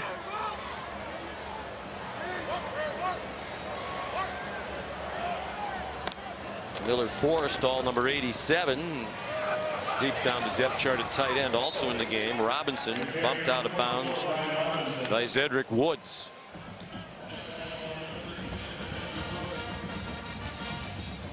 But if you're Ole Miss, Matt Luke trying to take advantage of this half against the best team in the country and looking forward, the defense has to be alarming. I mean, yeah, you're playing a great team, but you weren't playing a great team last week and you really scuffled. You had all winter to fix it.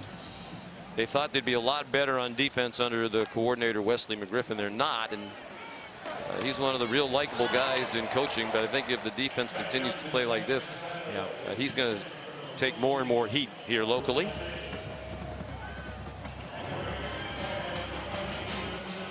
Do they have good enough players on defense? I mean, they've recruited well. They keep having top 25 recruiting classes, but it looks like most of that talent's on the offensive side of the ball. And I think that's where, you know, the 2 most prominent positions that they can recruit to because of what they've done historically and putting guys in the league is wide receiver and left tackle. And defensively, they just, I don't know that they've recruited the same level as they have offensively. How about that throw by Mac Jones and a nice catch by Jalen Waddle. 25 yards on the completion, and the first completion of his career for Mac Jones, who had thrown 2 passes rather prior to tonight. Took a big shot too. Tisdale got a big hit on the quarterback, and he stood in there and delivered a perfect throw to Waddle on the corner route. Well, I think Tariqus Tisdale's a guy who could help improve this defense as the season goes along. Brian Robinson inside the 25-yard line. You cheer for a guy like Wesley McGriff. We really enjoyed our visit with him yesterday. He talked about how he did not want to be a coach. He thought he was going to be a military man. His dad and 3 brothers served in the United States military. He played at Savannah State and decided after a couple of years in the military he needed to be closer to home with his mother. So Bill Davis, the late Bill Davis, was his coach at Savannah State, offered him a job in coaching. and a career started by accident. He told us he made $17,000 in 1990. But not only did he have to coach a position group, but he was the coach of the baseball team at Savannah State and a dorm director. He said, I was a pretty good baseball coach. We won a couple conference championships.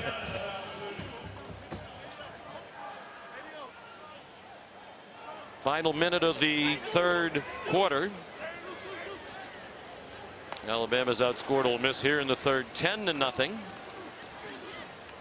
Robinson close to the first down. And they don't have to snap it again here in the third quarter. Henry Ruggs back on the sideline after he went to the dressing room briefly. Well, we thought this would be a better challenge for Alabama compared to their first two opponents. On the road, an SEC opponent. Despite the problems that Ole Miss had on defense, we thought their offense was going to be able to kind of match scoring for at least a while.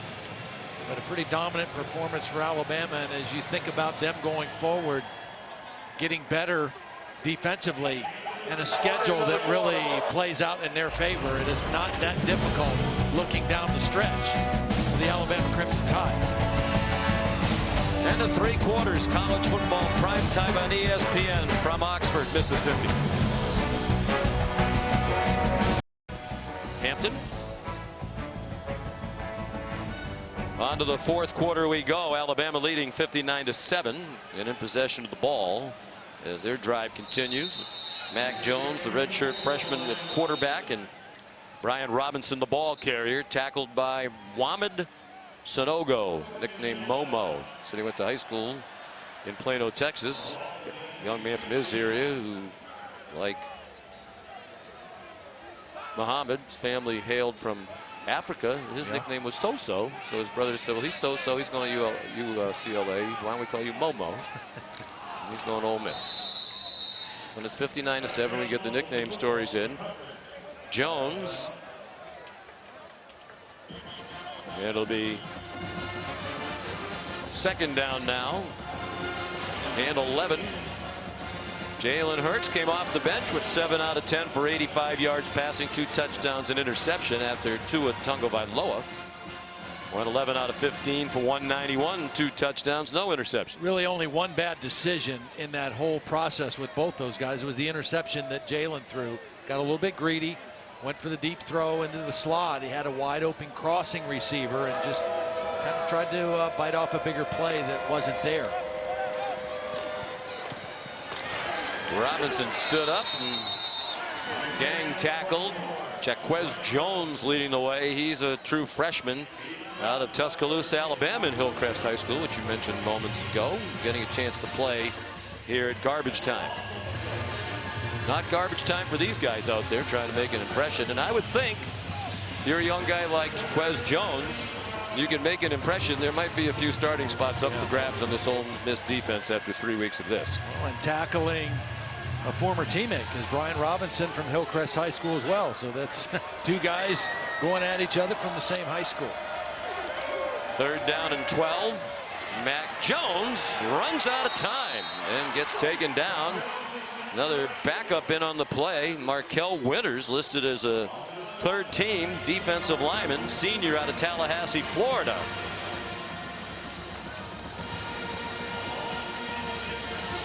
Nice positive plays again for this Ole Miss defense. You're looking for anything you can put a little highlight together for your film, for your study. You're going to look at the bad plays and the mistakes, but you want to have a couple silver lining plays too to say, okay, let's build off of this and go forward next week. Perhaps a chance to build a little confidence for Joseph Bulovas from 44, and that one almost dead center. 62 on the board now for Alabama, and a 62-7 lead in the fourth.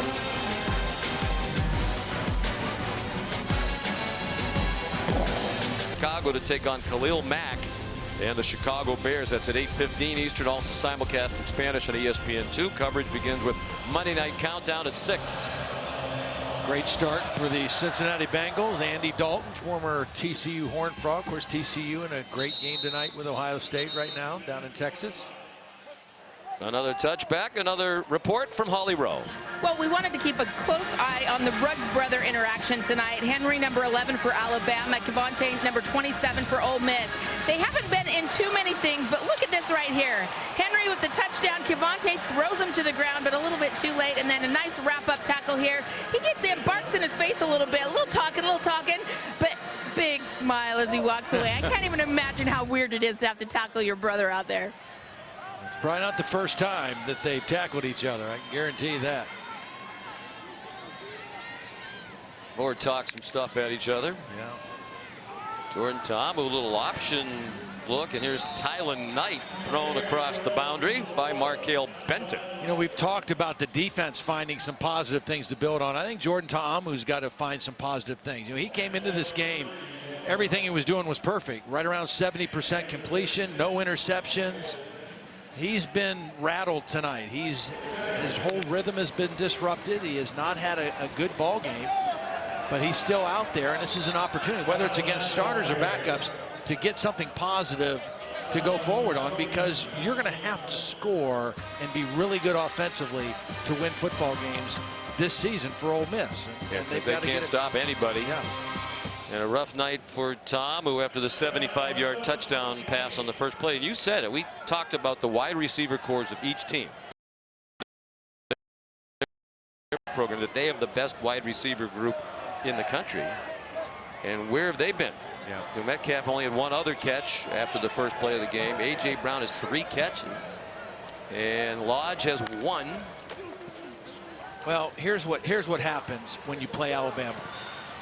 Nick Saban and his defense, it doesn't matter who the coordinator is, he wants to play with 2 safeties deep and be able to pressure the quarterback with 4. If he can do that, then he can guard all your receivers and he can add help with safeties on the most dangerous guys. But if you can run the football against that, then he has to move another guy in, a safety down into the box, and play with 1 safety, and then that creates more one-on-one situations in your pass game. He never had to do that tonight after the first play, and they were able to just control this Ole Miss offense and a hot quarterback by just playing base defense. Mack Brown to punt. Trayvon Diggs back deep this time.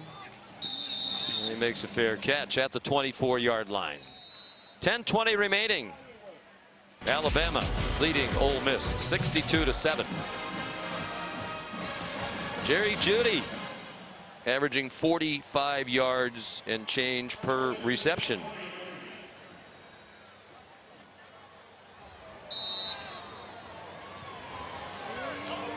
It took a little while to get warmed up. He scored the first touchdown each of their first 2 games against Louisville and Arkansas State. Whistles and flags to stop the play, but didn't stop Kadir Shepard. Offense number 76. 5-yard penalty, first down. Scott Lashley backup tackle in there. Please reset the game clock. 10 minutes, 20 seconds. 10:20. Lashley not only got the penalty, but he also got his quarterback hit, because that was the guy lined up over him that came charging in on the movement. Thank you.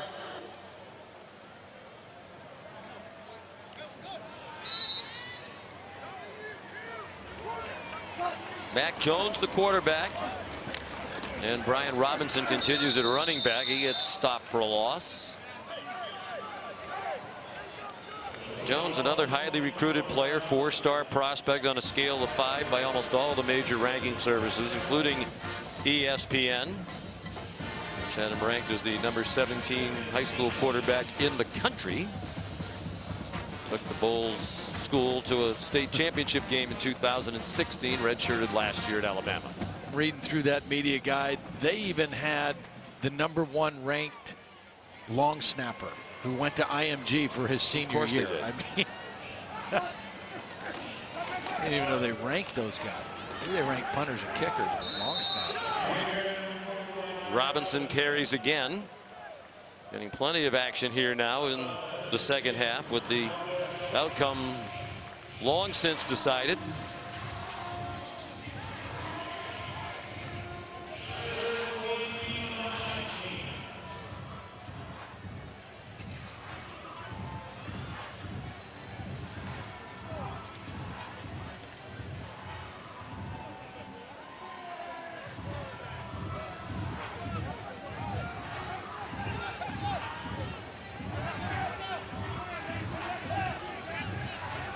All right, Todd, now that we've moved from ESPN to ESPN News, does this count as 2 appearances tonight in our contracts? Offense number 10. So. 5-yard penalty, third down. Looking for the silver lining in anything. We thank the McDonough family and Mrs. Blackledge for sticking with us here on ESPN News. We had to make room for Steve Levy and Brian Griese and Todd McShay. They had a nice ball game tonight. Could be a good one.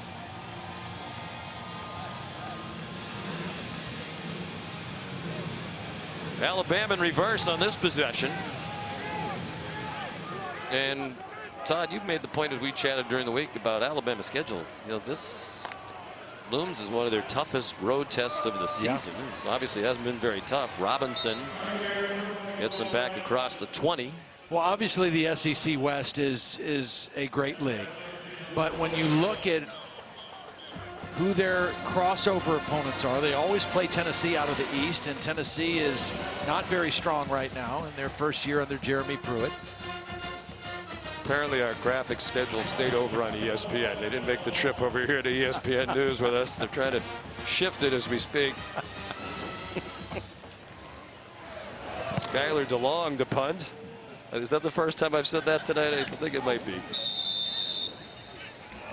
And Elijah Moore the fair catch. Not the first time we've said that. 34-yard punt.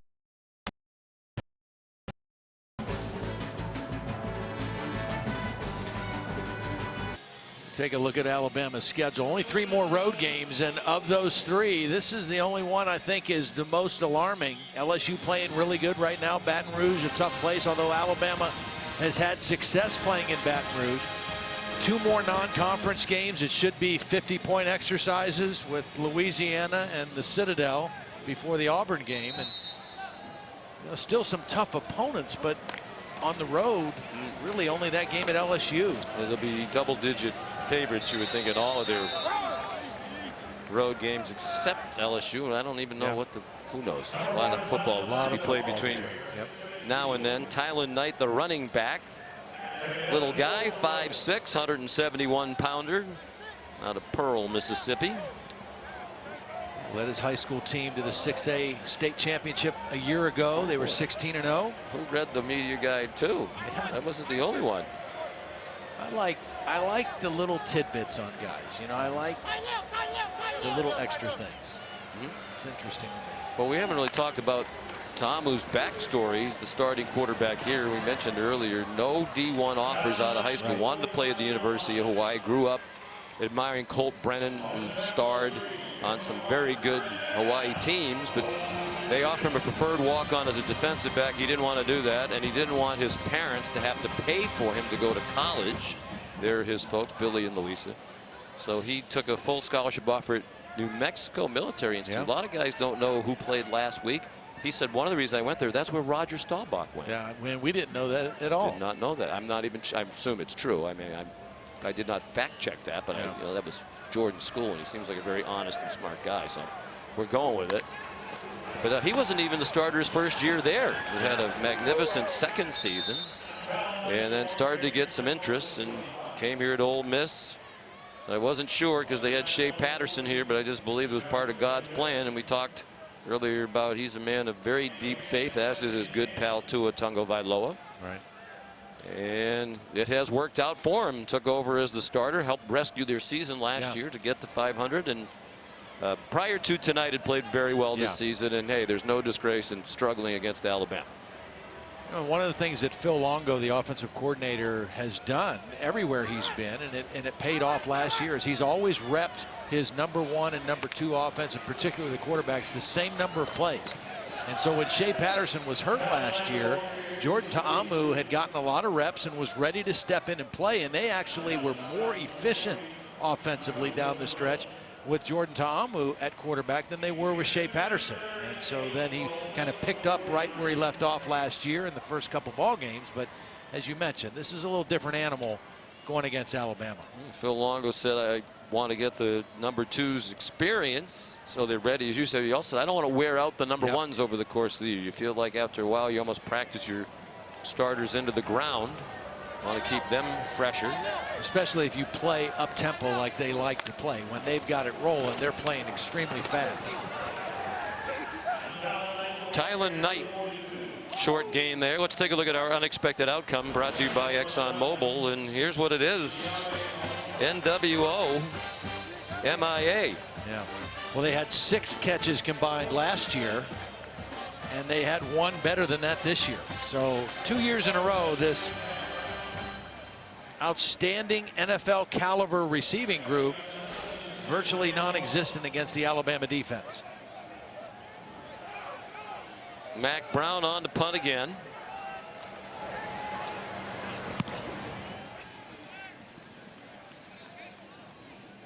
You know, you like the nice stories. Mack Brown, a good guy for several years. Put up a lemonade stand every summer in Eden Prairie, Minnesota. He's raised more than $50,000 over the years for ALS.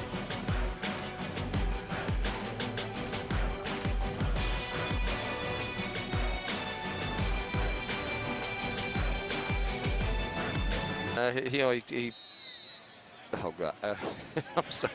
This happened several times too. Why don't you put that box up to your mouth and just start chugging the popcorn? I think that's the end of someone else reaching into the popcorn box, is it not? It's true love there. That's got to be true love. There were 2 people. There was another woman to the right of our screen we did not see, who was also diving in on the on the same PS. box. She's That's right. Yeah, you want some too? Here. Let me slobber on it a little bit more. No first. thanks. Yeah, hey, it's great. A little moisture that I'd like, but yeah, that is true love. We'll monitor the behavior of the other 10 people who are still here as well. Mac Jones handed it off to Jerome Ford, and he got driven back. College football primetime. Presented by Hampton by Hilton. We hope they're still with us next week after this. You can't unsee this. It's amazing how much popcorn is in that box. It must be a trick box or something, because he continues to just chug it. Ronnie Clark is the running back now. I don't know how many people dressed tonight for Alabama, but I think they've all played. 3-hour trip. Did you find it odd that they flew from Tuscaloosa to kind Memphis? of a tweener.